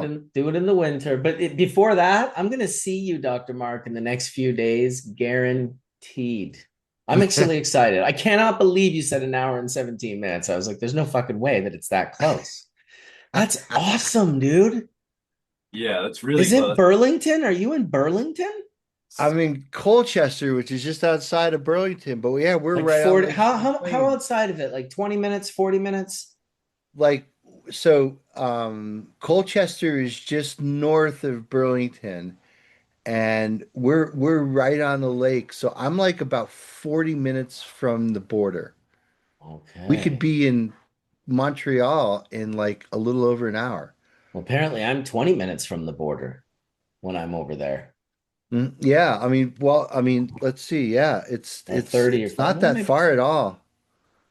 I It's maybe not remember that also far at all, 40. and You it's a said main it. highway to get there too. So, I Okay. remember being up in Bellingham and I just like called Marcus. I was like, dude, it just looks like your backyard up here, man. And you're like, yeah, I'm like, I don't know, like an hour or Those something. guys used to come to my house in less than an hour, dude. They'd be like in America, they'd be like, we're leaving Bellingham. And then like 45 minutes later, they'd be in my hot tub just a couple of doors down. I'd be like, dude, I'm like, you guys just went over the border. I'm like, how are they letting you guys over the border? Right. You know, and I don't think it was anything to do with how they dressed. It was how we all looked. We were so young. You know, we were in our 20s. and you look like you're 13 years old. 100%. The border is such a man-made illusion, though, if you think about it, right? I mean, it's just like, what the fuck is a border, right? Like, was it John Lennon, right? No religion, no borders, and all that. No, what? No Well, it's a possessions. three-dimensional boundary, is what it is. So it's like borders, boundaries. Boundaries are good. I think we need them, right? Got to have some boundaries. And then the borders just took it to the next level. They're like, let's invent countries, let's invent rules, let's definitely invent borders. And I'll tell you, the law at a border is different than any law anywhere else. You should Yep, know that. You should look at what like when you're between Canada and America, whether you're American or Canadian, you are in no man's land. right. You are Yep, not in America and you're not in Canada. You're in this other little area that is like very strict. yep. They Yeah. don't fuck around. Yes, those of us who've had to navigate in and around borders know that, yeah, it's a mind fuck when you go through there. And sometimes it's so smooth, right? Like there's like, oh yeah, you guys are coming up to Montreal? Sure, come on up with your US dollars and spend it up here in Montreal. Don't get your car stolen. That's a big thing in and around Montreal. I don't know if you guys have this problem out west, but it seems as though there's a lot of car theft. And Really? in areas where there's tourists, like tourists will go up there, and next thing you know, their car is stolen. And it turns a couple day vacation into this absolutely horrible thing that you have to deal with. But yeah, I mean it's so great. Montreal is just such it's like Paris, right? Or it's just there's some kind of international flavor to it. Everyone's speaking French. It's this Yeah. whole other language. It's a whole other place. Montreal is actually really fun and amazing. And it's probably one of like Quebec is a beautiful province. The townships, the eastern townships, the old churches, the drum jam that happens. Listen, Montreal Jazz Festival is really like up there with Montreux in Switzerland and New Yeah. Orleans Jazz Oh, it Festival. is. Those three jazz festivals are like, I mean, obviously New Orleans, Montreux, but Montreal I went for years, and it is some of the Yeah. most incredible musical, like one time only experiences because all the musicians would stay at the Wyndham Hotel. So what you Mhm. had to do is you had to make sure you had a Wyndham Hotel card, whether you were staying there or not, because the Wyndham Hotel main floor was on the second floor. So you had to go up to an elevator and show a security guard that you had a hotel key before he would let you get up into the lobby. And so Yeah. I kept my I traveled with my Wyndham card because I'd go to the bar at the end of the night and be like, "Oh, there's like Ray Charles with like Charlie Hunter and John Medeski and like the most insane shit you could possibly imagine. These dudes were all just like at the end of their shows, they were like, let's go jam with whoever. Oh, there's Regina Carter. There's and it just the list went on and on and on of people that were just jamming together in this little bar that were Yeah. all free shows and that would never occur again. I loved it. Absolutely Festival. fucking It's one of loved the, it. it's considered like the pinnacle to be able to play on those stages. So, Really, Oh, eh? it's so cool though. I mean, they block off the streets, right? So Oh that yeah. that downtown area down by McGill is just there's just people everywhere. Closed. There's cafes, there's food. I said to my daughter, I'm like, man, I needed to come here as a young single man because my Lord, the women there, I mean, it was just beautiful people. It was just, and there's lots of weed being smoked. I was surprised. We were last there at the Jazz Fest, I want to say like 2008, 2009. And we obviously, you go over, you don't want to bring anything with you, so you just hope that you could connect over there. And we ended up, yeah, I think finding some hash in Montreal. Go figure, A right? lot of hash smokers in Montreal. There's no doubt Yeah, about it. yeah. Yeah. It's too But bad they we do didn't a lot bump of into you those there. tobacco the tobacco hash spliffs, right? Tons. So there's lots of It's that going on. You don't want to be But grabbing yeah, the a Frenchie's food and the joint, that's for culture sure. there is so cool, and it's just such a cool city.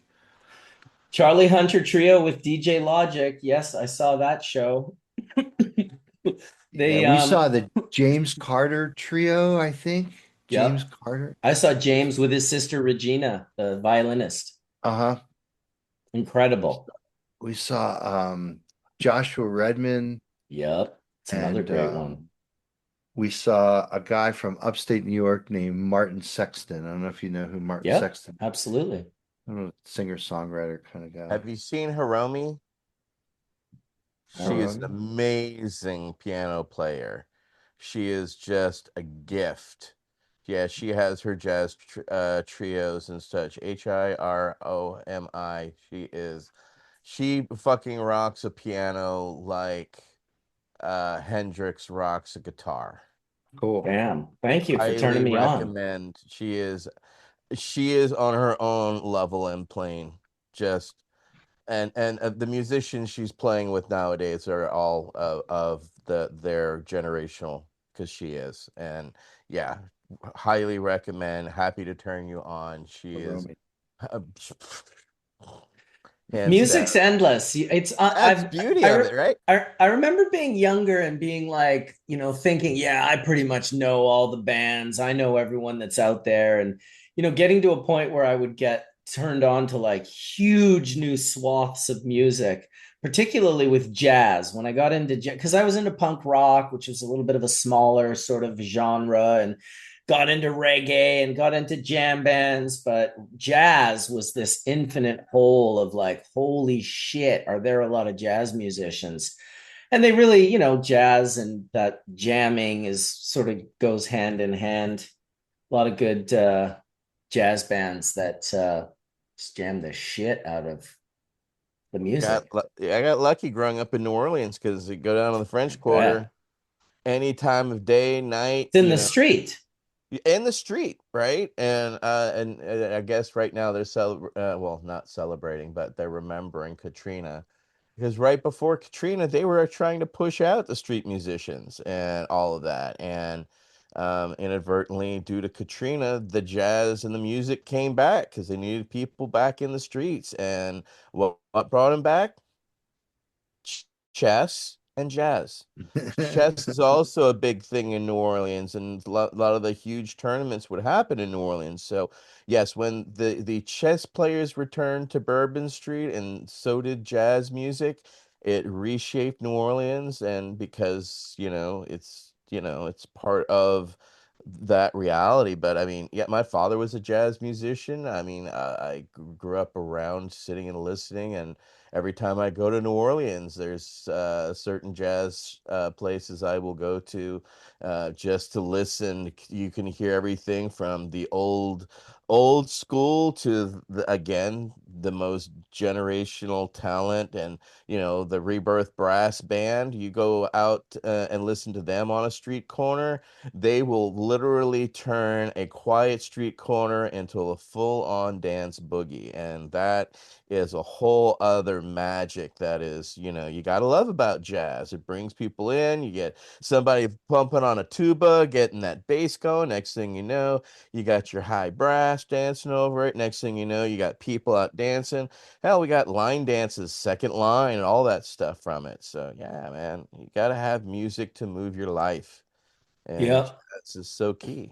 And I would always record it. So all my shows that I saw in Montreal, I just recorded them all. Anytime I saw anyone prolific, Zakir Hussain, what's his name there, the saxophone player, the absolute like John Zorn and the Masada and all of the different bands that Zorn, I've seen Zorn probably like 25 different times with every different random person from just wild stuff. I love seeing music that like moves you, where you're like tearing up, which definitely happened the first time I saw Zakir Hussain play the tablas with who else did he have with him on the sitar? Just all these incredible, and a flute player that was just like right out of another dimension. It's incredible what music can do, especially with the help of good cannabis. I've always thought that it goes, just like peanut butter and jelly, good herb and good music, especially like if it's reggae, seeing that happen in Jamaica where it was born and puffing on Jamaican sun-grown resin with your feet in the sand, like listening to good reggae is incredible. Yeah, And what would Miles Davis. musicians listen to, turned on before, right? Because that helps us all get in the same mood. My band, we always practiced high because we played high, right? So it was that same situation, Right. you better, right, Mark, right? You better Yeah. practice high because if you're gonna play high, you better be prepared to hit those notes because they're not gonna be high. I was a bass player, so you got to hold that root. You can't miss your root, otherwise you fuck up the entire song really quick. So yeah, about having everybody on that same vibe. I used to watch musicians go out and then, split a joint and then go back in and absolutely, crush, right? Get everybody getting on the same headspace. Yeah, it helps, I think, in lowering your, I don't know, is it connect I think it is connected to your ego, but I mean like when you collaborate with other musicians, you have to be able to communicate with them, and there's a certain amount of trust that you have to build in that musical collaboration. And so you're you're increasing your vulnerability, right? And I think cannabis helps with that because yeah, everyone kind of like shares a joint before jamming. Everyone's sort of like in the same space to be able to, collaborate and make something that's just bigger than just the musicians that are there.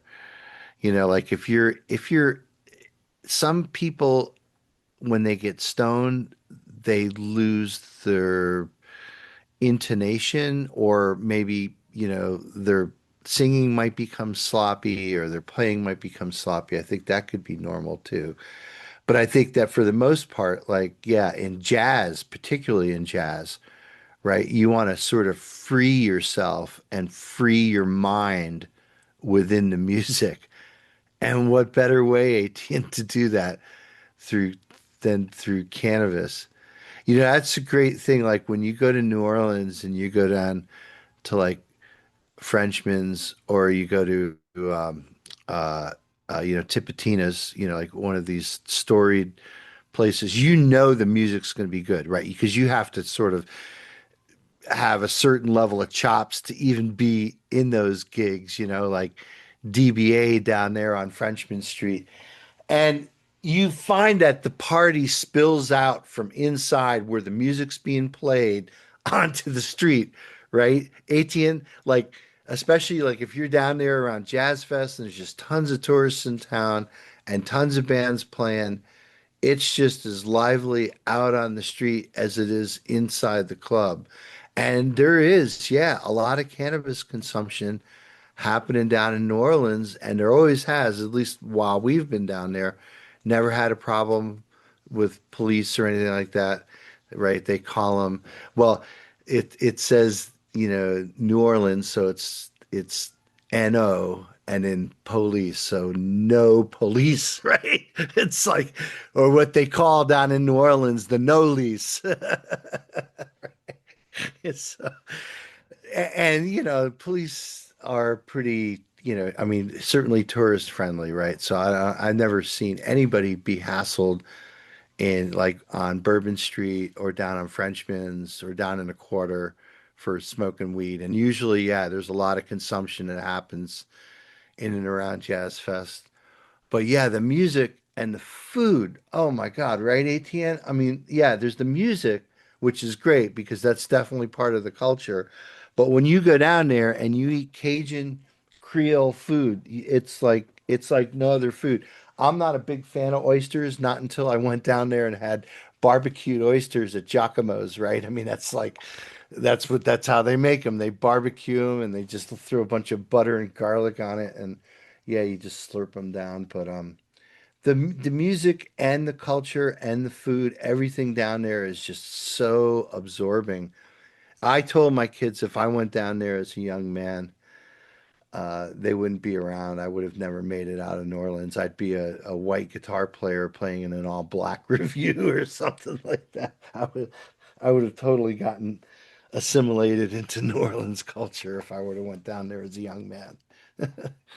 Yeah, it does. It will call the soul, right? And there's so many talented musicians. I mean, you can go out any time of the day or night, you know, and there's music playing. So it's definitely the place, but yeah, places that you were talking about, like Tipitinas and stuff like that, that's where you're gonna see something special, right? Yeah. And then Jazz Fest, right? Jazz Fest, like up in Montreal, is that you get everybody coming together, and then you get all these special jams that you'll never get. So, the times to be in New Orleans: one, Mardi Gras; two, Jazz Fest. Those are the two mandatories if you're gonna go to New Orleans and enjoy and see what it's all about.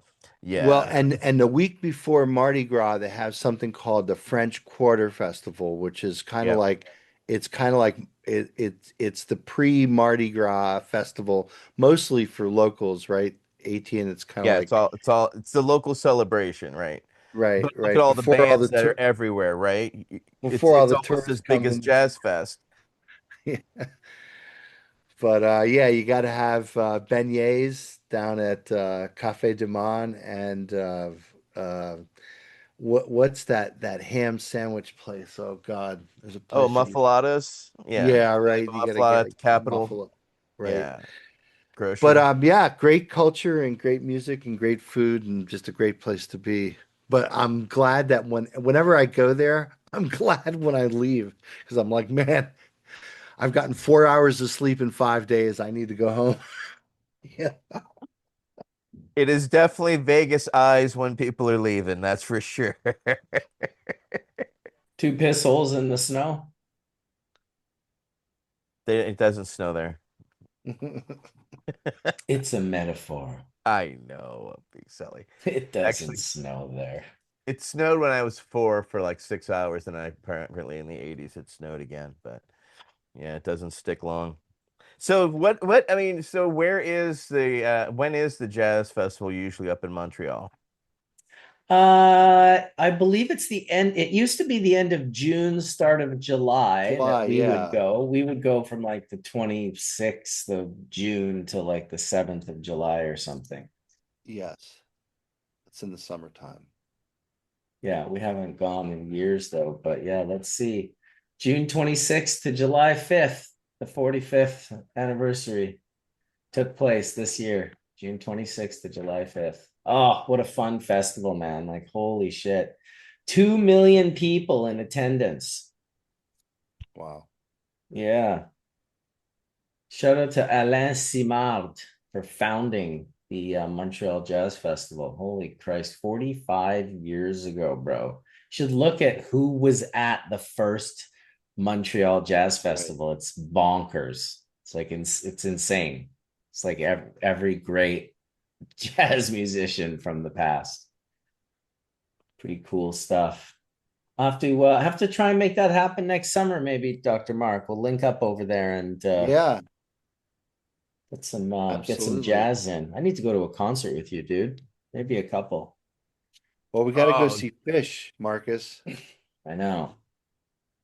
yeah, you come down here. We should all go to Jazz Fest together. I'll show you the places to eat. We'll go have a grand time in New Orleans.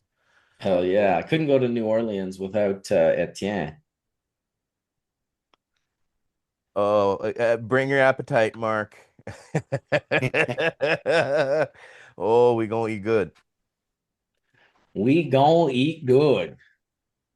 A little Frenchie in there, Etienne. You parles français? I get my Cajun on, I will slip into it. I have more of a universal accent because people are like, you don't sound like you're from Louisiana. I'm like, oh, I'm sorry. Should I sound like I'm from Georgia or something like that? Is that better for you? Does it sound better? Better, I honey, child, sweetie? Yeah, I don't know. It's just one of those things, which is odd because people in New Orleans have a Brooklyn accent. If you actually sit and you listen around, it's very much a Brooklyn accent. You get out Real- in Cajun country, shit, you're squinting to hear. You know what I'm saying? What? Don't Say know how what to now? what? You ever listen to Justin? What's his face? The old cook. You know, he always put wine in everything. The old Cajun cook, Justin Wilson or whatever the fuck is. Yeah, I grew up with him in Louisiana, and you could barely understand him, and he was on television speaking clearly. So yeah, 9 out of 10 dentists do not understand. That's all I'm saying. How are you guys? Do you have any plants growing, you guys, just on your own personal deck, not like grow rooms or anything, but just some plants out on the deck? Are you guys allowed to do that? Yeah, I do. I'm only able to have 12 plants where I'm at. So we take advantage of that. So I have original diesel going, got a lemon G going. I've got a couple males of OG KBZ times cherry pie. And I've also got blue Zushi, grapes and cream, sour diesel, and super booth going. Imagine being Colin's neighbor and watching him on Hash Church talk about how he has males out in his grow. No, No. it's way secluded. It's funny. I went out there this morning and I took all the pollen because it was just about to drop and I put it all in a bag. But Oh, nice. I also have a bunch of stuff that I put in pots that I put into the ground around the males that just I let just kind of pollinate. So there's like original New York City diesel times Chem 4 BX, and then there's a couple other ones out there. I can't remember. I'd have to go look at the tags, but I like to do that kind of stuff to let it just kind of naturally happen. And they're like tiny plants just because I'm just experimenting with those. But yeah, what about you? Do you have anything on your deck? I've got like maybe five or six. I got some Planet Bang Bangs from Exotic Genetics through my buddy Jay, who's been growing really nice.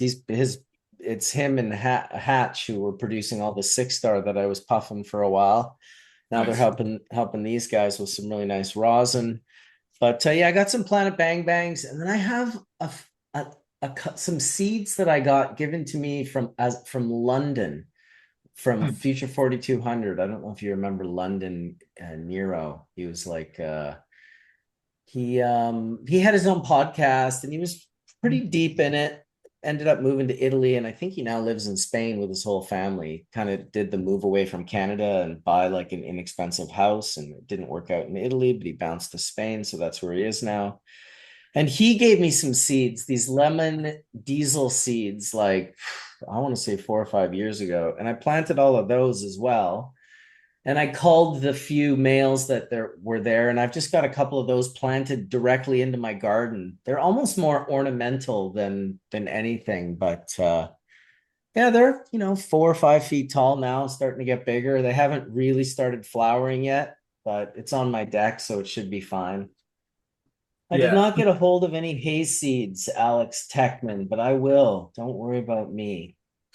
I will. I got my Sam ashes, and I want to put Sam's ashes into some proper haze genetics. So I was talking to Tom Hill and a few others. I actually have some of Sam's seeds for you, Marcus. I confirmed with Chimera that they're real. They're actually cultivar choice in the original packaging.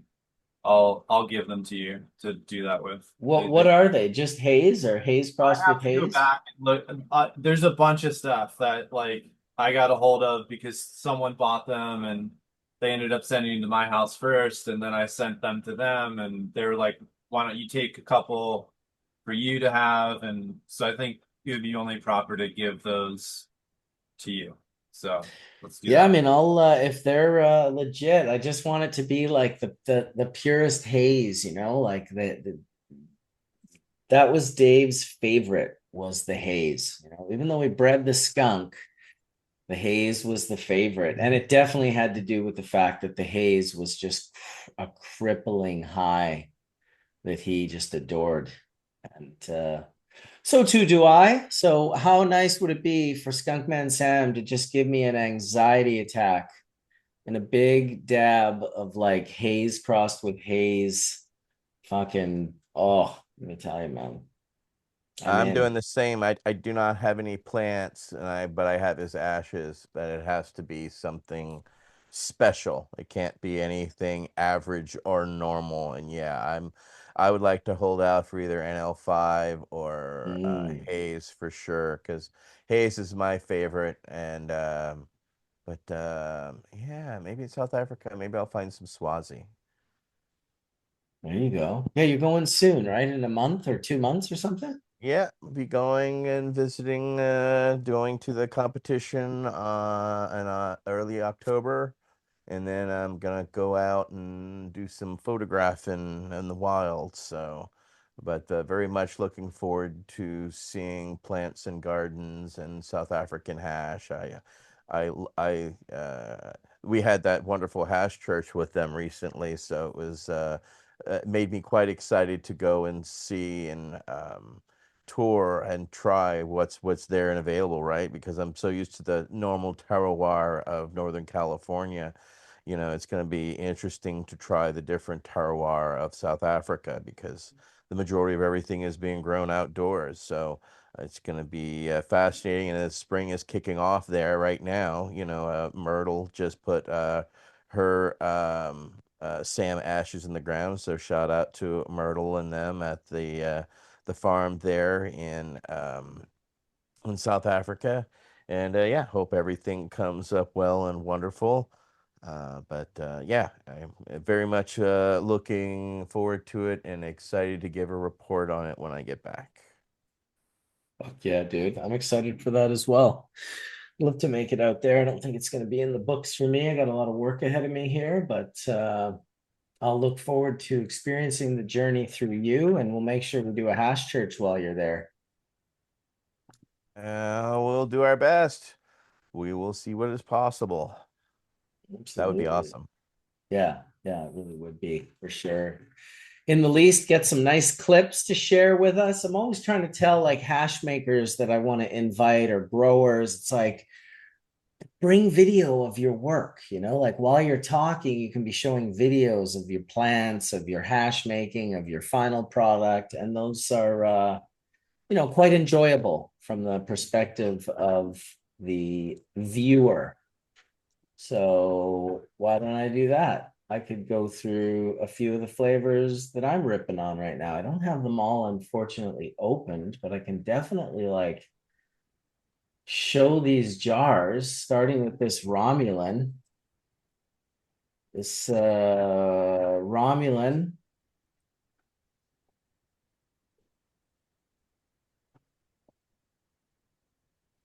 got Such some a rainbow marker, some Medi Kush and Mac 1, the Medi Mac. I like that they put the screens that they're using. Yeah. It's very Oh, sure. helpful to understand because many people don't do that, and I would encourage more of that because microns matter. yeah. Microns matter. So you Those up share. my those up my photo app. But yeah, that was just a couple that I've been puffing on. They're really nice. I puffed on the Medi Mac, I puffed on the Masterpiece, and I puffed on the Moneyball, and they're all just quite lovely. Some are wetter, some are drier. They're all very loud and flavorful. Yeah, it's nice to have some new flavors. Okay, here we go. Look at this. Sam the Skunk Mans. I wonder which ones those are. Nice. There's a bunch of them. We got a bunch. So there was a Ty tie. This Hayes crossed with Skunk number one. do you want that one? I have that, and I have like original haze, I'm bunch of. gonna need them all, Colin. No, I'm just joking. Well, dude, I'll give I you. don't in any They're way, shape, or form. That anything that's great. That all looks amazing. I'll grab some of those and Get some ashes into some of them. That would be I've been waiting to do this patiently, you know? Yeah, man. Well, these will be great. Um, yeah, it's cool. Yeah. Where's Ryan? Ryan should be on. I know I'm not sure. He's just here. Masonic Smoker's laughing at me. He's like, I'm gonna need them all. LOL. You know it, Mace. I'm gonna need all of them. Everyone. I'm just gonna keep one. That's unacceptable, Colin.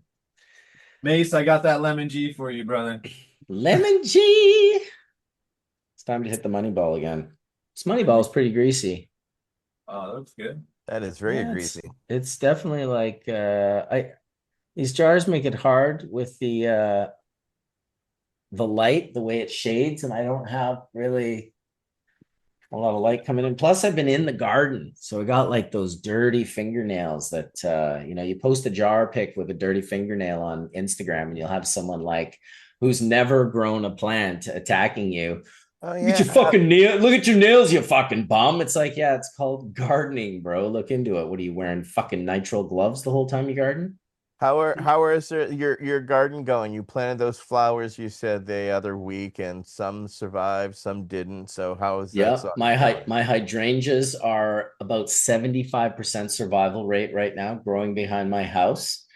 I did plant a bunch of other plants. I planted a sensitive plant, which is one of those fast moving plants. When you touch it, it like closes up. Like I got that plant from my son. He's blown away by a plant that moves that fast and that like noticeable. I got a beautiful fire stick, an Indian fire stick, which is, I don't know why they call it Indian because it's from Africa, but it's a crazy type of jade. I've been planting plants. What else did we plant? I feel like we've been out of control. I did like 10 different transplants the other day. They were all different flowers. One was like a mint type flower. One was this beautiful long trumpet shaped pink flower that the hummingbirds, it's really small. It's like the size of your pinky. But it's just, and they bloom for one day and then they just like fall off and the plant is constantly blooming them. What are you showing there, Colin? This is some lemon mints. Oh, that's the lemon mints. Yeah, it's living soil lemon mints. I just pulled it out of this pot back jar here. Good technique of putting it in front of your face. You really, if you're going to have a background that's blurred or a picture, you have to put whatever you're showing in front of your face or body, or it fucking disappears. Watch, move it over to the left.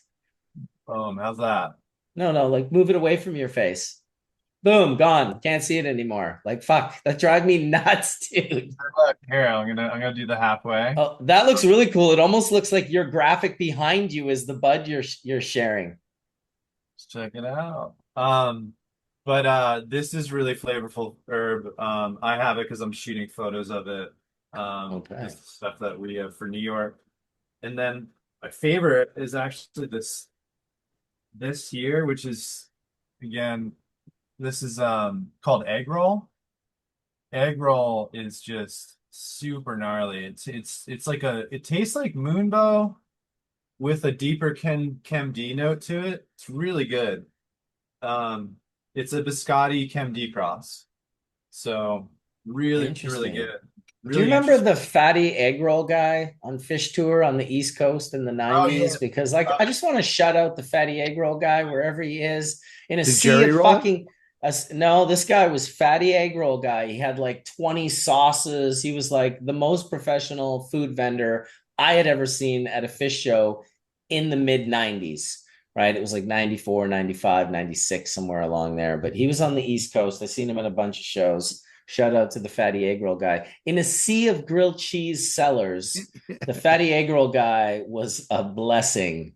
And Bad yeah, burritos and grilled cheese, man. That was a blessing. dude, I know it was all the burritos and grilled cheeses. So when you could get a fucking huge egg roll with just like dumping sauce on it, all these different sauces, I was like, oh my God, dude, you're killing it.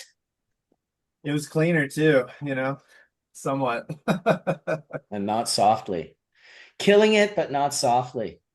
100%. Well, I just finished like my son's birthday week. He turned 11 on the 27th. And then yesterday we had a birthday party for him where we went to this giant bouncy castle, this just ridiculous, like an acre of bouncy castles. And man, they played for 2 hours straight, running nonstop. My wife and I were laughing. They looked so beat when they came out of this thing. They were just like, What? it had been like they had been running an Ironman challenge, like for real. That's what they looked like. They were just like Exhausted. exhausted, dude. Such a fun thing to watch. It's hard to exhaust 10 and 11-year-old boys. Like, let me tell you, like they don't exhaust easily. But Well, I celebrated my birthday on the 28th. yes, happy birthday, dude. I saw that. Happy belated birthday to Etienne. Only 72 years old young this year. Just Oh, somebody said, "Oh, you're born in the 1900s." I was like, yeah. The "Oh, late 1900s. great. No, that's how I'm referred to now. Born in the 1900s." Nah, it's wonderful. Shout out to my mom-in-law and my sister-in-law for the birthday cards, and just went out with my wife for a nice dinner in San Francisco. Had a nice dinner. So yeah, What year yeah. were you born in? 69. 69. Wow, what a year, man. Holy shit, the summer of love. Of course you were born Yeah. in the summer of love. At the end of the summer of love, right? Right. Wait, Summer Love was 67. Come on now, get it right. Right, Oh, right, right. sorry, Yeah, yeah. sorry. Altamont was 69, right? And it all went to Oh, Yeah, shit. geez. The Woodstock and summer of Altamont. darkness. Yeah. The summer of darkness. Well, it's not known as the summer of happiness, that's for sure. No. Well, I wasn't born The till summer of 73. everybody's no longer happy with the Hells Angels. I think that's what's Yeah, yeah, that was rough, rough action. The interview with Jerry getting on the helicopter and bouncing. He's like, "This is a bad vibe, man."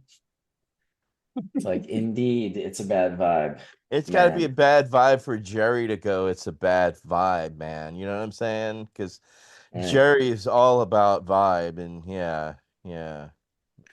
But yet, look at his diet. Like that dude would like go to 7-Eleven at 3 a.m. and like just like crush like the dogs and the corn dogs and the fucking just getting everything he could. Like that's not a good diet. I Chili wish dogs, Jerry could have Mark. done Chili chili dogs. dogs. Yes, chili dogs. Probably chili corn dogs too, I would say. I don't know. I wasn't there, but I can imagine that it was And wash it down with a outrageous. Slurpee. Come on. Fuck yeah, dude. Slurpees. And a Just pack for of the Pall head rush. Malls. And a pack of Pall Malls. Oh my God, Jerry, what were you doing? I needed you to stay healthy, dude. But maybe the tortured artist needs to be tortured. Who am I to fucking judge? He brought beautiful music. So, however he did it, I am thankful and I enjoy it as much as I do these dabs. So, I think it's time for, yeah, maybe some Medimac. Well, let's ask the question. What's everybody puffing on, right? We haven't asked that in a while, right? I guess let's see. What am I actually puffing on? I'm puffing on some of this Rosentic. Let's Where's see. Mark got the isolate? Hardcore OG. So that's what I Mark. phone only. Well, See, this Oh, hell is yeah. 73 to 159 U. Cold cure live rosin. So, Nice. well, ask a got a little chemist bit a left. chemistry question. You're going to get a chemistry answer. Yeah, that's right. Is that your Makes sense. hydrogenated? This is not. No. Nope. Oh, So, hey, Atian, speaking of South Africa, I met her down at CanMed. Her name is Dr. Shiksa Gallo, and she's a research professor at University of Pretoria in South Africa. So she's just wonderful, and she has some really interesting results around prostate cancer. I mean, again, like the more we look into it, the more we find that these cannabinoids are really more effective than some of the anti-cancer drugs that they're giving. So one of the things that she's looking at is how the influence of things like CBG and CBD, some of the non-THC cannabinoids are having on making cancer medication more effective. So yeah, she's very, very delightful. So I met her for the first time at CanMed just this summer, and we're going to start collaborating because she's interested in looking at some of our new derivative compounds, and she would do some testing for us. But looking at cancer, like prostate cancer in particular, which is one of her specialty areas. So And yeah, so check. the largest killer of men. So yeah, I mean that's a yeah, Is any that right? advances Is there. prostate cancer the largest Prostate killer? cancer, it's one of the largest. Yeah, it's huge because it goes unnoticed and it leads to a lot of problems. It's a very common problem in men because that's how nature kills us. It Yeah, for easily real. metastasizes, I think. Yeah, and well, and of course, it's in touch with everything that's important from your colon to your bladder, and it's all right within that region, and any of those will, take you out pretty quickly. So, it's something that, men should always get their, prostate checked, especially over 50, and yeah, but there's a great deal of advances in the science. My biological father had to have his. I guess it's swelled up to the point where they have to go in and remove part of it, and it was a standard procedure. He lived, for a decade plus after that. So, it's. I'd love to, if you're able to share her information, I would love to meet her or introduce to see if we could maybe hook up in South Africa because that type of I love talking to researchers that are doing that type of stuff because the pushing the Yeah, I boundaries of mean, medical cannabis, these are the types of testimonials we want at the United Nations, right? We want to show, you know, uh, you know, the latest in advances as well as, what is possible and what is happening, right? And there's more than enough world studies on cannabis, but the United States doesn't listen to that, but the United Nations and the other worlds do. So, we're not the be all end all here in the United States, is all I'm saying. So yeah, we I used just to put be her advanced, LinkedIn. but right now we had the entire CDC walk out this week in absolute disgust, which as scientists and as a lay scientist is fucking absolutely disconcerting beyond all measure. But I respect their decision and why they did what they did. Than necessarily kowtow to what they have to deal with, which is a further disbelief and dismantling of science and science methodologies, which has to be just disconcerting to you as a teacher yourself. Yeah, absolutely. I just put her LinkedIn information in the chat, and she's got a interesting YouTube video where she talks about prostate cancer. One of the things that I think of is that not only could cannabinoids be anti-cancer, like once you diagnose cancer, I think there are several mechanisms by which cannabinoids and cannabinoid type compounds can be used to basically fight cancer. But what I believe is that they're prophylactic in a way that cannabis users might be less prone to um, cancer because in the fatty tissues in their body, they have deposited these cannabinoids, which again have this prophylactic. Like I think you've heard this before that CBD is neuroprotective. So what does that mean? So that means what happens is that there's various things in the brain that could basically damage neurons. And what they know is that CBD protects neurons from that damage, right? So a neuroprotective, I mean, and again, that's the government's own patent, right? US 6630507, right? So that patent to me demonstrates medical use and should make the whole plant, not Schedule One, which is defined by no accepted medical use. So I guess that's, you're finally dividing the English language there as it's saying, okay, it has to be accepted. So what does accepted mean? I guess some, FDA approval process. Well, the U.S. Patent Board, or the Patent and Trade Organization, the USPTO for short, just looked at the data that they had generated. And this is, again, the government's own data. So this was from our taxpayer funded lab in Bethesda that basically generated this information. And when the U.S. Patent and Trade Organization looked at the information, I mean, they don't care about drug policy because an invention is an invention. And the question in that patent was, could you is it obvious that CBD and the other cannabinoids would have this neuroprotective activity? And the USPTO said, you know what? You couldn't predict that based on what was already known about the cannabinoids. Therefore, it's an invention. Therefore, it's a patent. Therefore, the claim in the patent was the neuroprotective properties of cannabinoids. And so right then and there, and that was in 2003, I think when that patent issued, right then and there, they should have removed cannabis from the CSA, right? Because there's demonstrated medical utility in that it's a neuroprotective. So, I mean, ultimately, CBD became the active ingredient of Epidiolex, which is an FDA approved drug. So, right, so it was been evaluated for safety and, its metabolites and its breakdown and everything. And it's, yeah, definitely effective at controlling seizures in difficult to treat epileptic cases.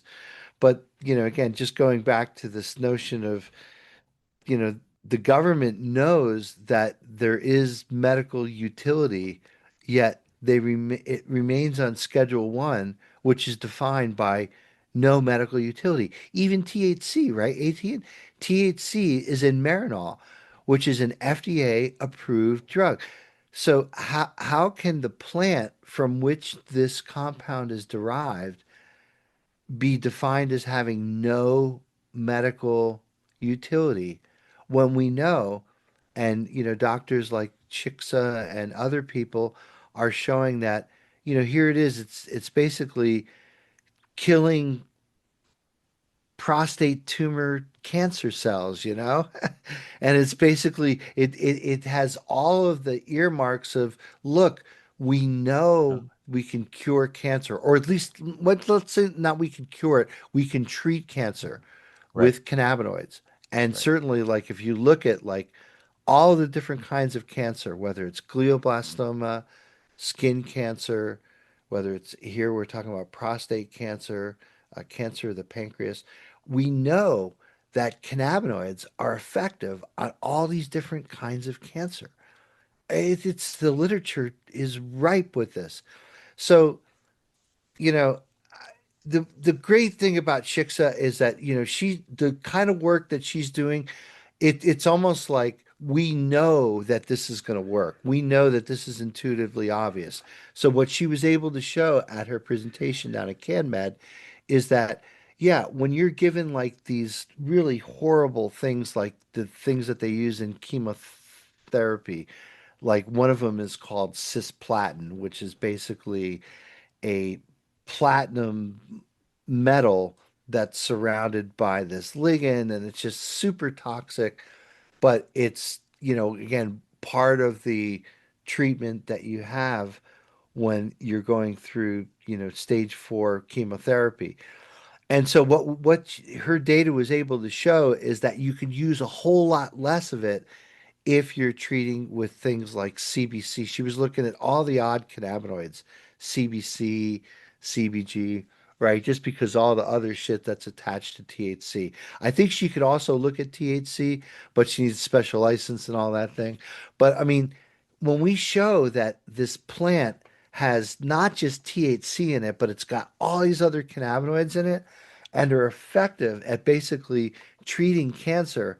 I mean, my God, if cannabis was just discovered today, it would be like deemed the miracle, like oh my God, how could this one plant not only treat all these different kinds of cancers, but now you're talking about other diseases like suppressive diseases like HIV and other things. I mean, behavioral disorders like PTSD. I mean, there's so many. Dude, don't forget the best one. It gets What's you that? high, Oh, it gets you bro. high. Yeah. Like, Well, you're yeah. agonizing.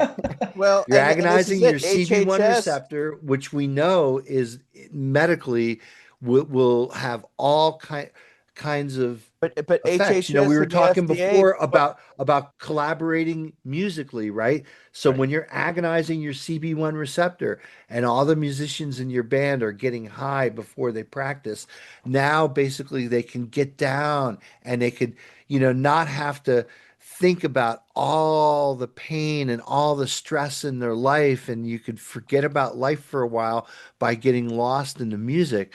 And really, that's where the gestalt thing happens between musicians, is when those barriers are basically lowered. I think that is, I'm not a psychologist, but I think that is affecting the ego in a way, because again, I think a lot of musicians have a lot of ego, and there's like sometimes that ego kind of gets in the way because it's like, oh, you're the lead guitar player, you got to be out in front, and every lead has got to be every note you've ever learned played in every measure, as fast as you possibly can. You need to show the girls out there that you're Eddie Van Halen reincarnated, right? Or you're kind of like going to where you're, Love your I don't analogy. know what Trey was saying in the Bittersweet Hotel movie, right? He's like, "Oh, I'm coming, I'm coming." I'm like, I'm playing that guitar solo, and it's kind of like it's going through me, and it's not actually coming from me, but there's just like this musical feel that's kind of like just taking it through my fingers and taking it off the fretboard and washing it all over the audience and everything, right? And so that whole experience, I think, can be lubricated by cannabis, right? And there's like a lot of, lore about, again, jazz musicians going back to, Satchmo and even the ones who got really went over the deep end like Coltrane, where again, there was a sort of mental space that they needed to be in to be able to create that music and to create those sheets of sound. And there was something going through their brain at the time that, again, you could never repeat this. That's what Garcia used to say all the time. I could never repeat that if I wanted to because it was just in that moment and it was going through the guitar and through his fingers and then once it's out there, it's gone. And that's why he encouraged the people to come and tape because once they play it that once, it's gone. It's in the hitherland. But Yeah. Anyway. going off that, In the FDA hither. and now HHS say that medical cannabis it's real. And so we're just waiting on some semantics to confirm, but science has confirmed that it is medically effective. It's just to what extent has to be explored. And I think that's what you're pointing to is Yeah. currently there is no floor and there's a very, very high ceiling if researchers were allowed to get in and to actually prove, um, at least the United States, we have to reprove everything because what's been proven in Canada and other places in the world apparently isn't good enough for our science. So, looking to you scientists who are watching to start doing and making things happen in the future because we need the science to be as harmonizing as the music you're talking about, Mark, right? To Yeah, I understand. mean it's a nonlinear process, and the beautiful thing is that we're all standing on the shoulders, whether you're talking about science or you're talking about art, you're standing on the shoulders of all those who came before you, right? And kind of like what David Grisman says, it's like gumbo. The more you put into the pot, the more you get out. So the more influences you put in to your science thinking, the more literature you read. I've been fascinated, since that article came out a couple of weeks ago about this new type of chromatography that these researchers used to identify those flavoalkaloids that are in the cannabis leaves. I'm sure you guys saw this paper that came out a couple weeks ago. It was really cool because again, I've been doing chemistry for, oh my God, I've been in the lab since 1982. Someone tell me how many years that's been. It's been a long fucking time. So here it is, man. A cannabis journal article comes out just last week, and I'm learning about this new hydrophilic uh, reverse phase chromatography, which I had never seen before. But I guess it's been out for some time and used in the food industry and flavor industry, but I'm not familiar with this method. So, I'm learning something new after 40 years. And again, this is only made possible because we do have a crystal ball. We have the scientific literature, and we could look into the future, ironically, by looking into the past. Right? See what's going to happen by basically knowing where the current scientific frontier is. So I'm really excited. We're going to write a grant proposal, and we're going to do some work again with Dr. Gallo out in South Africa. And yeah, there are other countries, ATN, that are embracing cannabis and cannabinoid research. And just, it's great that there's a whole new kind of mentality of looking at, what we can learn from the plant and what we can learn in this post-Meshulam era of cannabinoid scientists. Raffi took us so far. He got us to the point where he's like, okay, here's what the active ingredient is. Okay, here's the receptors the active ingredient acts on. Oh, here's the molecule that your body makes that THC mimics. I mean, just think about that. I mean, that right there, he should have won the Nobel Prize for, because not a pharmaceutical company on planet Earth did not look at compounds to impact those cannabinoid receptors as soon as they were discovered. And when you think about the wealth of other receptors like TRPV1, that's the capsaicin, PPAR2, and all these other unknown receptors that we still are going to figure out in the years to come, that Meshulam's work certainly is a body enough to describe what should be rewarded as a Nobel Prize in medicine. So why do you think that doesn't happen, right? Like if we want to get behind these people and their Yeah. science, but then we see them ignore something like that or not acknowledge that this system even exists for so long. What is that? Yeah, so Marcus, so the year before he died, he was nominated for in the process that the Nobel Committee, which is a committee of academics in Sweden, right? Because the prize comes out of Stockholm, right? Because Alfred Nobel was a Swede. Actually, like DuPont, he came up with explosives like TNT, right? So blowing people up, merchants of war and all that kind of crap. But anyway, Nobel's basically left their money to this prize, right? They give out the Nobel Peace Prize. There's a Nobel Prize in chemistry. There's Nobel Prize in medicine and in physics and economics and mathematics and whatnot. So yeah, why hasn't that been awarded?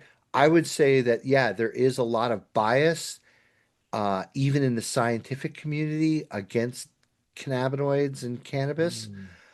Hmm. But there is So no here's a question, denying. though. Here's a question. Let's talk about that bias because that's frightening. That bias blinds them to truth, but they're scientists who are telling us to trust the science because it's the truth. It's the dark side of it though, right? Like, you have this wonderful set of minds out there, right? That are a group of people come over top of and they suppress, right? And it's Well, I think it's a continuum. I think it's an ongoing way, and I think what this was in reference to the Trump administration and all that, but we were talking about the what Dr. Martin Luther King used to say, which is that the moral arc of the universe does bend towards justice, right? Meaning that it's kind of like a long play, and you'd like to think it does with cannabis too, but Colin, Ooh. it's amazing when you go to NIH Yeah. reporter.gov and you look at the millions of dollars that the NIH is now spending on cannabis and cannabinoid research. And it's no longer exclusive, just funded under NIDA, which is National Institute of Drug Abuse. But what I could even tell you, even within the NIDA, a lot of those studies are cannabis as a replacement for opiates and opioids. And so people are studying that and they're getting money from the government to study those. But now you see like the National Institute of General Medicine, and you see the national institutes that study stroke and brain disorders. They're all funding cannabinoid stuff now. So I think like Shiksa and like other people who are out there in the world now studying, you don't necessarily need a Schedule One license. And what you find, Colin, if you go to the International Cannabinoid Research Society meeting is most of the work is not around phytocannabinoids. It's mostly around endocannabinoids, right? Mostly on, derivatives of anandamide and 2-AG. And there's a lot of people who are now looking at synergistic effects. So I think the one thing that the cannabis plant teaches us, that Meshulam teaches us, is that the activity isn't in a single compound, it's in multiple compounds, right? Yep. And the FDA has even recognized we don't have a system to regulate multiple compound actives. That's just Right. not what we do. We take a single active ingredient, Right. right? Double blind placebo. You take it through and you look at does a statistically significant swath of the population that has that disease, if they take that, again, double blind placebo, so neither the clinician nor the patient knows whether they're getting the drug or not. It's double blind, right? So you Yep. don't know. And that way, when they wash out the data at the end, you could say, okay, a statistically significant portion of the population that gets this disease, when they take that drug, they're alleviated by it. Like what is the therapeutic index on some of these drugs? Again, if you talk to some of the doctors, again, when they do these clinical trials, Colin, you have to like look at like patients that have pre-existing conditions and overweight patients and patients who are on five different meds, patients who are on three different meds, two different meds. You just run the Pharmacology. gamut of everything because what they're putting into their body is going to affect whether or not that drug is effective. And the other Right. thing, and I'll shut up after this, I know I've been doing a lot of talking, is that like with cannabis, I think that like I'm always like a little reluctant when I talk to like folks in my parents' generation. So my dad just turned 89 years old, knock on wood. My mom's 88. They're all still alive.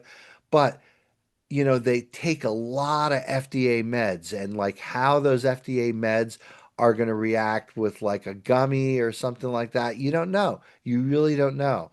And like when I give advice to older folks about using cannabis, you always say, yeah, start slow. You could always take more. You can't take, or you could always, yeah, you could always take more. You can't take less. But like having doctors actually have cases to where you could say, okay, I could prescribe an opiate because that guy's got back pain, but you know what? I'll encourage him to try cannabis first. So therefore, if cannabis works to treat their pain, hey, great. Now we don't have to worry about another opiate addict, right? Yeah. So yeah. I think, Anyway, I'll shut up. well, no, there's like so much stuff that you drop that's should be unpacked for listeners. Like Yeah. one is the and I'll break it down to this like simplistic analogy because I worked with Thomas Jefferson University and the Lambert School a little bit, and I tried to explain to them that you're used to a circle, a single monomolecular substance that you've run through trials. It's got all the things that Dr. Mark mentioned. There's pharmacology mixed in. There's people educating you on what the adverse effects are if you add other compounds. So it is very much a circle if we're going to break it down into a shape. And what cannabinoids are and all what comes along with it is really kind of a hexagon where there's a bunch of different touch points that when you put it in front of these types of regulatory bodies and individuals that don't understand those touch points of what cannabinoids and the constituents around it can do, they just immediately get lost and they get scared and they say it's scatterbrained or they're, they just don't understand it. So I think the most important thing right now is like it's great that to hear that the funding is now being taking a little bit more seriously at this point, and they're actually looking at this in a more serious way. But it's concerning at the same time that they're not looking at phytocannabinoids, right? Um, Yeah, well, there's opportunities there. Well, there's people like me. So I'm NIH funded, and what we look at are derivatives. So we take the phytocannabinoids, we do yeah, chemistry like hydrogenation, and it's like, oh my gosh. So now we've made new compounds. That doesn't mean that they should be in a vape pen or a gummy. That means we should study the impact that those chemical transformations have on like THC. And so like with HHCA, for example, Colin, this is really cool. So what we found early on was hydrogenation of the cannabinoids improved their anti-tumor efficacies, right? That was just a one-off. We did that study just to basically get data for the patent. But when we hydrogenate, so check this out. This is really cool. So when we hydrogenate THCA, right, we make a new stereogenic center in the molecule, right? It could either be R or S. So we make the mixture of R and S HHCA, right? So we've now done chiral chromatography to separate those two. And what we find is that the S isomer is more active than the R isomer, right? It's totally fucking cool. I mean, no one's ever done this before. So it's like, and the cool thing is we have data to show that first of all, hydrogenation improves the activity hold on, of before killing you can explain what the are explain what the two differences are for the listener because I think that's really important. yeah, so if you look at the chicken wire, the chemical structure of THCA, you'll see a double bond in that north ring, right? So what we've done is we've hydrogenated that double bond. So we've added hydrogen to that. And when we do that, we create a new stereogenic center at the 9 position. And so there's a 9R isomer of HHCA and there's a 9S isomer. And what's known with so HHCA is like THCA that when you thermally heat it, it loses the carboxylic acid, and so HHCA turns into HHC. And what's known for HHC, so Meshulam did this work and reported back in 1971 that the R isomer of HHC is more active at CB1 than is the S isomer. And actually, there's a new publication in the literature from Neil Garg at UCLA. This just came out like a couple weeks ago, and the very famous calculation chemist Ken Hauk, who's also a professor at UCLA, is on it. So it's so cool. I mean, here's UCLA, right? A powerhouse university here in the United States, very well-known legacy chemistry department there. And he's basically showing that, yes, computationally, these two isomers are different from one another. So where THCA has got a flat, basically no stereochemistry, hydrogenation now introduces stereochemistry there. So what we found is that, so we're looking at, so my colleague is an immune cell T cell biologist. And so she studies cells that are part of the immune system. And so one of the cells that she looks at is something called a Jurkat T cell, which are basically leukemic T cells. They're T cells that have gone leukemic. And they're used to study variety of different cancers, but they're also used to study autoimmune disorders as well. So it's kind of like, well, we want to screen against those cells because we can get a lot of information. So, Colin, check this out. What we find is that our hydrogenation improves on the killing of those cells. So at 10 micromolar, we're seeing like 70% dead cells with our hydrogenated compounds, but at 10 micromolar, THCA is not active at all. what we found is that when we separate those two isomers, that the S isomer, which is one of the isomers, is more active than the R isomer. We wouldn't have known that until we did the tests. So what we're interested in doing is like looking, so we're going to take those two separated isomers now and send those to Dr. Gallo out in South Africa, and she's looking at a couple different um, types of prostate cancer cell type assays. And we're going to see again, does hydrogenation improve on the activity, anti-cancer activity? I mean, that's what I'm interested in. I'm interested in the pharmaceutical application of these things, not, to make another vape pen or some recreational product, right? There's enough that the cannabis has got that taken care of. THCA does that just fine. But I think the chemical manipulation of these phytocannabinoid compounds might make the new drugs of the future. That's what we're hoping on. No, it's wonderful. It's amazing, man. I'm glad. Thanks for pausing with me and helping explain it to the everyone listening, because I think it's important that everyone understands what it is. So, Making new molecules, it's a lot of fun. It's what Oh, chemists do. I gotta yeah. go. Caleb just popped back in. Oh, you taking off, Colin? Yeah, I gotta go to the beach here. Woo!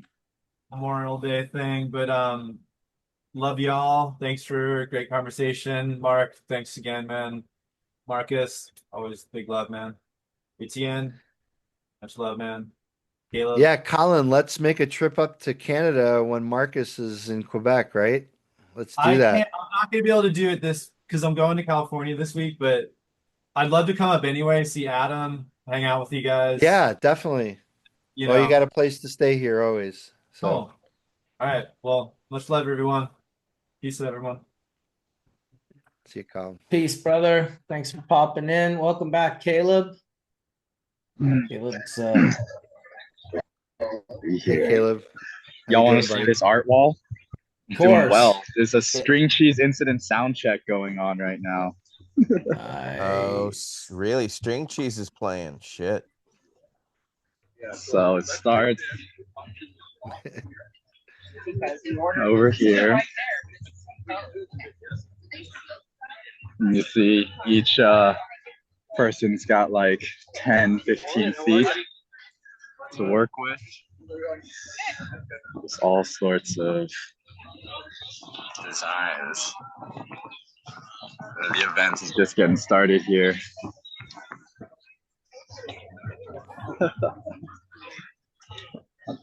Walking tour. Nice. Caleb's got a laminate. He just flashes that guy, right? Just like I'm a VIP. I'm just bringing my hash church crew through. It gets too loud. There's a cool map that shows where everyone's come from. I met this guy that's here all the way from Virginia Beach who flew in just for the event. Sick. That's awesome. I wish I was there, man. Craig was bugging me. He's like, "Come on, man, you got to make it. It's the end of August." I'm like, "Oh, fuck. If I get my waiver."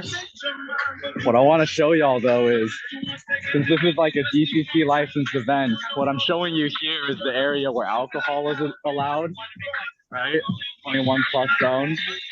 And then there's the stage.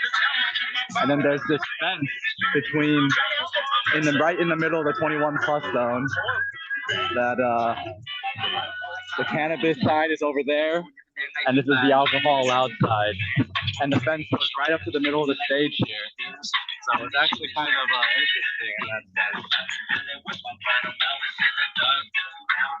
Really making you choose. Yeah. And the thing about that is, on the side where alcohol is allowed, just like every other humboldt event, everybody's smoking. So you're actually choosing between smoking and drinking, or just smoking. The only rule that's being enforced is people walking here into the 21 plus cannabis zone are not allowed to have alcohol. Interesting. So as you can see, even this early, before the music is playing, it's completely dead in the cannabis zone. And so all the people, all the licensees that have paid to be here are getting significantly less foot traffic because of the logistics of obeying the rules of having a public cannabis consumption event. This is just like a perfect example of the bureaucracy and the fact that the logistics are still being worked out. Like last night, an artist was up there and he was saying, I'm going to go out into the crowd. And then he looked at the two crowds and he said, I'm going out into that crowd. And then everyone on the cannabis side fucking walked over to the other side. Like, why is this happening? That is hilarious. So they literally have a fence right down the middle. I would be so happily staying on the cannabis side with nobody else. Yeah, I'd be bringing a crowd with me. Yeah, you can Yeah. be right up, you know,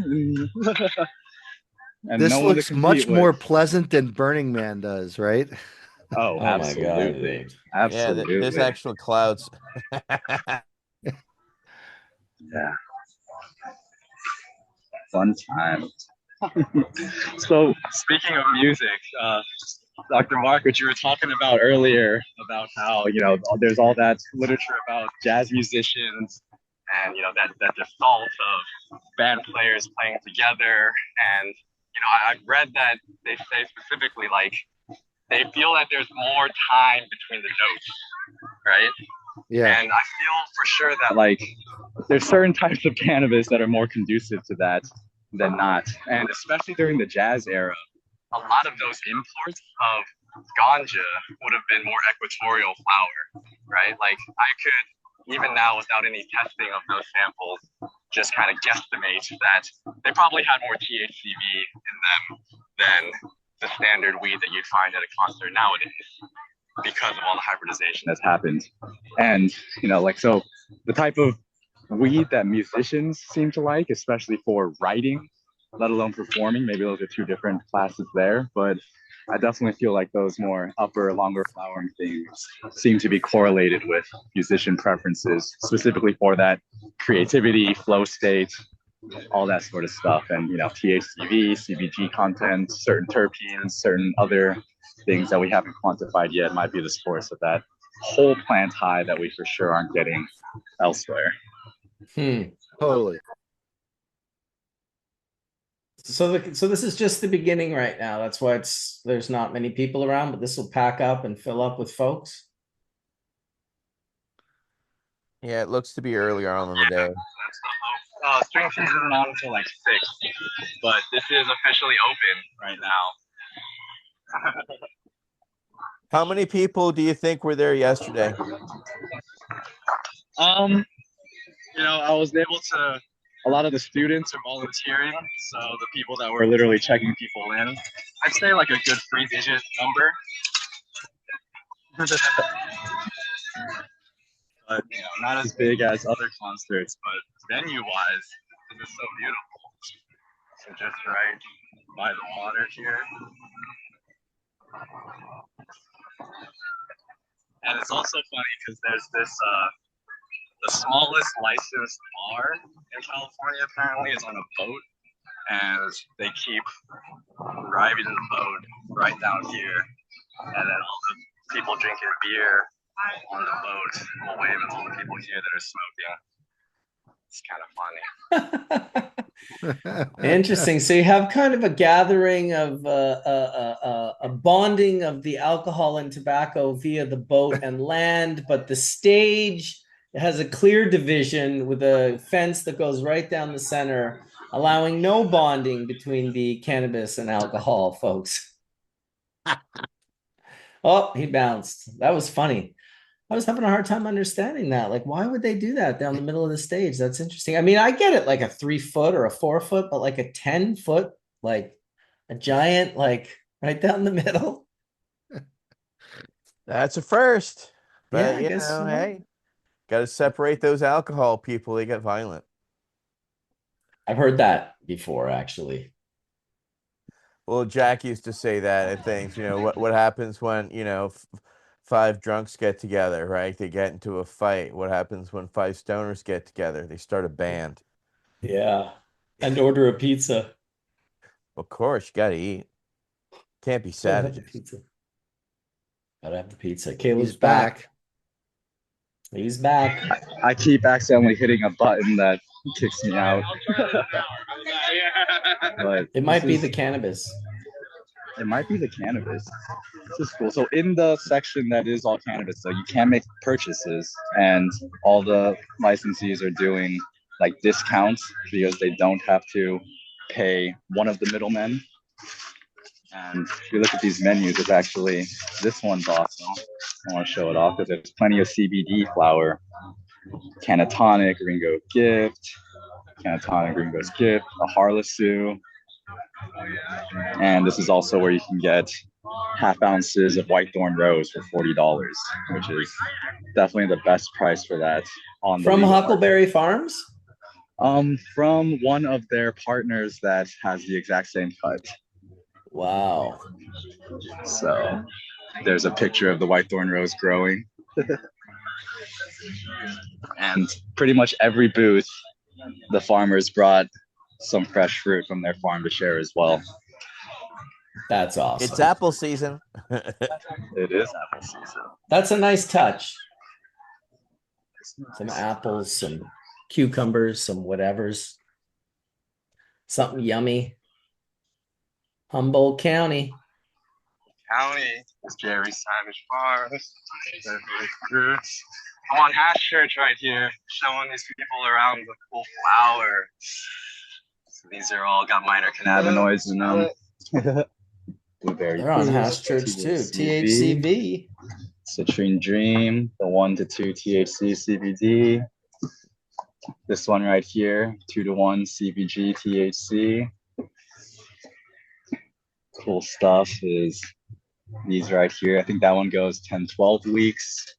This one 10-12 weeks. They have one that's 16 weeks. And right here, wanted to show everyone this. There you go. These are the pearls.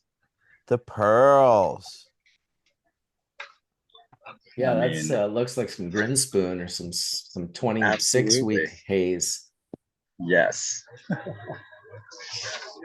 So Unbelievable. Love me some haze. thank I'm you. getting cotton mouth just watching this. Jesus Christ. It's gonna be so good. Just so many different booths you can boot around to, man. And I actually like that there's not 10 million people around. Like I would like to be at this event early. Yeah, you could talk with any of the farmers, and it's not just the farmers that are here. There's also a lot of breeders, and it's funny because the breeders can't be here in the legal cannabis zone because they're not technically licensed. Oh, So, well, actually, there's one. Some of them, James? they have to decide which side they go on, yeah. But a lot of the breeders are actually out here in just the general zone. all And there's right. even some farms. Everyone's Also got have their to make 10 by that 10 choice. booth. It's awesome. Little, Everybody's it's always represented. one of these. Gotta get a shot with Willie. Woo! Canada Canada Country Country. Farms. What's up? How you doing? I'm doing well, man. I just showed these people on Hash Church the pearls. Oh yeah. These Yeah. people. I'm just joking. Yeah, you can't hear What's right up? now, but this is Dave Perkins with Buddy Laro. Oh, it's word. That's what's up. Shit, I want to see some haze. Yeah, dude, love to see some haze. Yes. Hope for a Haze. funny hat. Yes, we want Ah, to see haze. Dude, is the Absolutely. bear Band-Aid, shit in the Durban woods? Poison. Oh, Band-Aid. All right. Oh, Oh, man. shit. Dude. That looks beautiful. Yes, please. Dude, you gotta grab his number for me, dude. I want to invite him on Hash Church another time to come share hazes. No, absolutely. He needs to come on Hash Church to talk hazes. We'll make it happen. I got Band-Aid haze hash too. He's got Band-Aid haze hash too. That's right. I showed that actually at the beginning of the episode. You did. Yeah, That's the yes, homie that please. was giving it away. That's the homie with the Band-Aid haze hash. Yes. Yeah. So definitely the Righteous. right crew Righteous. for these people. All That's right. awesome for these people. That's great. These connoisseurs. That's what these people that are listening are, Absolutely. There's a couple Reborn. 300 of us. Yes. Alpine. Sea group. Y'all have seen this, That's just beautiful. Oh, yes. Happy Dream Genetics. Happy Dream. Yes, they're a very popular fan of this, I heard. Yeah. And then here we've got Tamara, Heal Thyself. Ask us about our bulk compliant hemp, CBD, CBD. Bulk compliant. We got that bulk compliant, yo. Compliant. Trinity Alps. Lots of people bringing plants to show off because this is technically just hemp, right? Still. Yeah, right. Ghost dance. Just get dirt in them. Yeah. How you doing? Nice to see you. Chris, I don't know if you remember me. You came and visited the Ghost Dance. Yeah, with Mojave and Rob. Yeah. It's fun. How you doing? I'll be by later. I'm good. What's up, Chris? You're on Hash Church. Let me see if I can remove my thingamajig. Yes. I'm on Hash Church right now. If you wanna. Oh, you're on a call. Sorry about that. No. Ah. Here we It's on go. the podcast.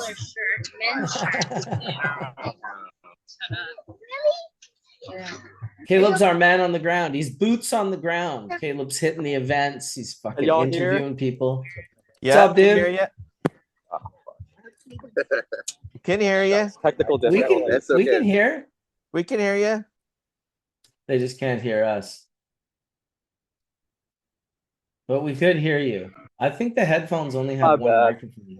That's okay. You're fine. We can hear you. Yeah, we're happy you're just sharing, man. Now we can't hear you. Right? Am I losing my mind, Etienne? Are we all? No, I can't hear him. No, he's on mute. No. Okay. We have an asset on the ground. Vermont Skunk just said in the chat, we got an asset on the ground. He's probably over by the haze hash. If you could track him down, just follow your nose. Terpenoline, perfume. It always knows. The nose always knows, man. Oh, the end of a long summer, my son going back to school in a couple days, me going away on a trip, it all just starts back up, and in like no time it'll be colder, the snow will fall, Whistler will be a reality. Just like that, I'll be snowboarding as often as I possibly can this winter. So stoked. Been taking good care of my body, been lifting weights 3 times a week, squats and bench presses, and just building a little bit of strength so that snowboarding is a little bit easier instead of a little bit harder each year. Because it doesn't have to go in that direction. Ah, yes, the Celine Dion terps. That's funny. It is bizarre that Selena dying is such a close, Right? Oh, I've got her last album, the Selena dying. Yeah. I only have her greatest hit. Her greatest hit. Yeah, I took her greatest hit at the Emerald Cup with Johnny from the Huckleberry Farms. Are you there? Nice, OG Brick. Keep lifting. Take care of yourself. Get stronger, not weaker. They say leg strength and foot strength becomes very important as you get older. The toes and the feet and the legs. If they can't hold you up, you fall down. And if you fall down, you break your hip. And if you break your hip, that's tough. Tough to overcome that when you're older. By the way, Dr. Mark, incredible that your dad is 89. I was thinking about that. That is 44 years longer than my father lived. So you are blessed, my friend. I am. Oh, It's amazing. I'm really lucky to still have both my parents on I'm this stoked planet. for you. That's pretty incredible. What a cool Yeah. experience to get your parents to There grow is. old and you're still around and they get to, I mean, my goodness, when you live to that kind of an age as well, as long as you're not doing this new age, like don't have kids till you're 50, um, grandparents used to meet their like great grandkids and sometimes even their great great grandkids, which is wild. That's like nowadays you're lucky to meet your grandparents. It's like my mom had me when she was 52. Yeah, I It's met like, my great grandmother, right? That was, wow. she was in her 90s. I remember she was in her bed, but that, that was an earlier memory. But yeah, I mean, Dr. Mark, your kids got to meet your grandparents, whereas Bubble Man, that was not to be in the cards for you. Well, it half and half was. So my daughter and my son met my dad, but they were little, like There. three and two, or if you know what I mean, like they were super young. The last Not time enough to it form was any around. memories, right? Yeah, not enough to form any memories, but I got the memories and I got to be there. I got a picture with my dad, myself, and my son Tosh, so three generations. But Tanner never met, any of them. He never met my wife's father. He never met my father. He never met my stepmother. But he has the two grandmas. So you just gotta be appreciative to have what you have. And yeah, it's all about gratefulness. If you're grateful, you win. With whatever you have. If you're upset and ungrateful, well, then you lose. Don't let someone steal your peace over simple things. No, it's hard sometimes, I'll tell you. I don't pretend to be the master of that, but one dab closer every time. Just like, oh, need another little dab. Little dry sift that I put in a little container that like took on the shape of the container. It was in here. I'll put that back in there. Actually, it fits so good. And maybe I have so many other flavors, but none of them are here. I only grabbed three, but I have like 11 other different flavors in my freezer out there that I guess there's lots of time. No need to be insane, right? Not sure if I'll go all the way till 1 o'clock today. Might call it a little bit earlier today. We'll see how it goes. But yeah, I do have an interest in curating a couple of shows. It would be good to maybe curate a veteran show, Etienne. And it would be good to curate another science show, Dr. Mark. And it would be good to curate that glass show. I think those three shows could be well received, give you Yeah, a I'm nice thinking like a audience. doctor's show. I've met a couple doctors now, and maybe we could get Shiksa and a few other practicing physicians to come on and talk, you know? I think that Sure. would be a I great I show. also want to bring on. I have a kind of an interview of 200 questions I'd like to do of you, Marcus. Oh, yes, I remember. That's right. You want to do that on Hash Church anytime, really, Etienne. Let's just pick the day and we'll hammer it out. Yeah, yeah. And Glass Church, that idea is a great, That one very much looking yeah. forward to. Yeah, I think it's a great story. It's intertwined with hash and dabs and consumption. And I think the same way it's important to focus on, oh, I learned about this and I learned about that in the growing aspect. I learned about genetics and how to hunt genetics and phenotypes. And I learned all these important aspects in order to preserve, or sorry, in order to produce and express more volatile organic compounds. Well, on the flip side, it's like how you consume them is like a big deal. It decides how those flavors are perceived. And I can definitely tell when you have as many different smoking devices as I have, and I probably have 20 of them just on my desk here. They're all different with the same resin. Even sometimes at the same temperatures, they just don't preserve or release these compounds the same. They do it super differently. And when a certain heat is a little hotter in one type of surface and it blasts out some monoterpenes that creates a flavor profile that's underneath there that you don't taste when you taste like maybe the monoterpenes first, or I don't really pretend to explain exactly what's happening, but as I read my scent book, thanks to Jeremy Plum for the Secret of Scent book, that is, there are some people nerding out in the world on scents, and they're not just cannabis people. I think that we can learn the most about the chemistry of cannabis through that pathway of sensory scientists, scent specialists. Yeah. And that's your 2 cents. And that is my 2 cents, and it rhymes with sense because it is sense. It all makes sense. Have another dab. And shout out to Puffco and the Press Club for sponsoring Hash Church as always. We appreciate you both. You guys have been awesome. Press Club's given away all sorts of amazing gifts. They must have given away at least 8 to 10 packages that they've shipped to Hash Church listeners. So thank you guys for that. And thanks to Puffco. I know Puffco has like a new product coming out in September, I think.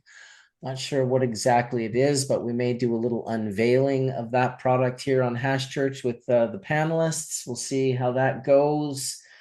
So thank you guys. Yeah, I think a little early today. I'm going to take my son out. It's one of the last days before school, but I do want to thank everyone for showing up for another episode of Hash Church. We got some special ones. If you guys have any ideas, you want to send them my way, I'm always down.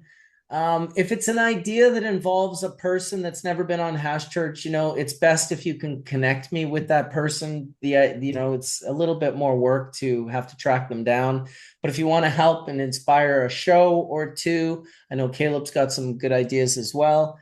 We're always down to help curate some new shows. So give me a shout at bcbubbleman at icloud.com. In the meantime, yeah, may the full mount bless your bowl sooner than later. May you be stoned as fuck as often as you can. Peace, everybody. We'll talk next week.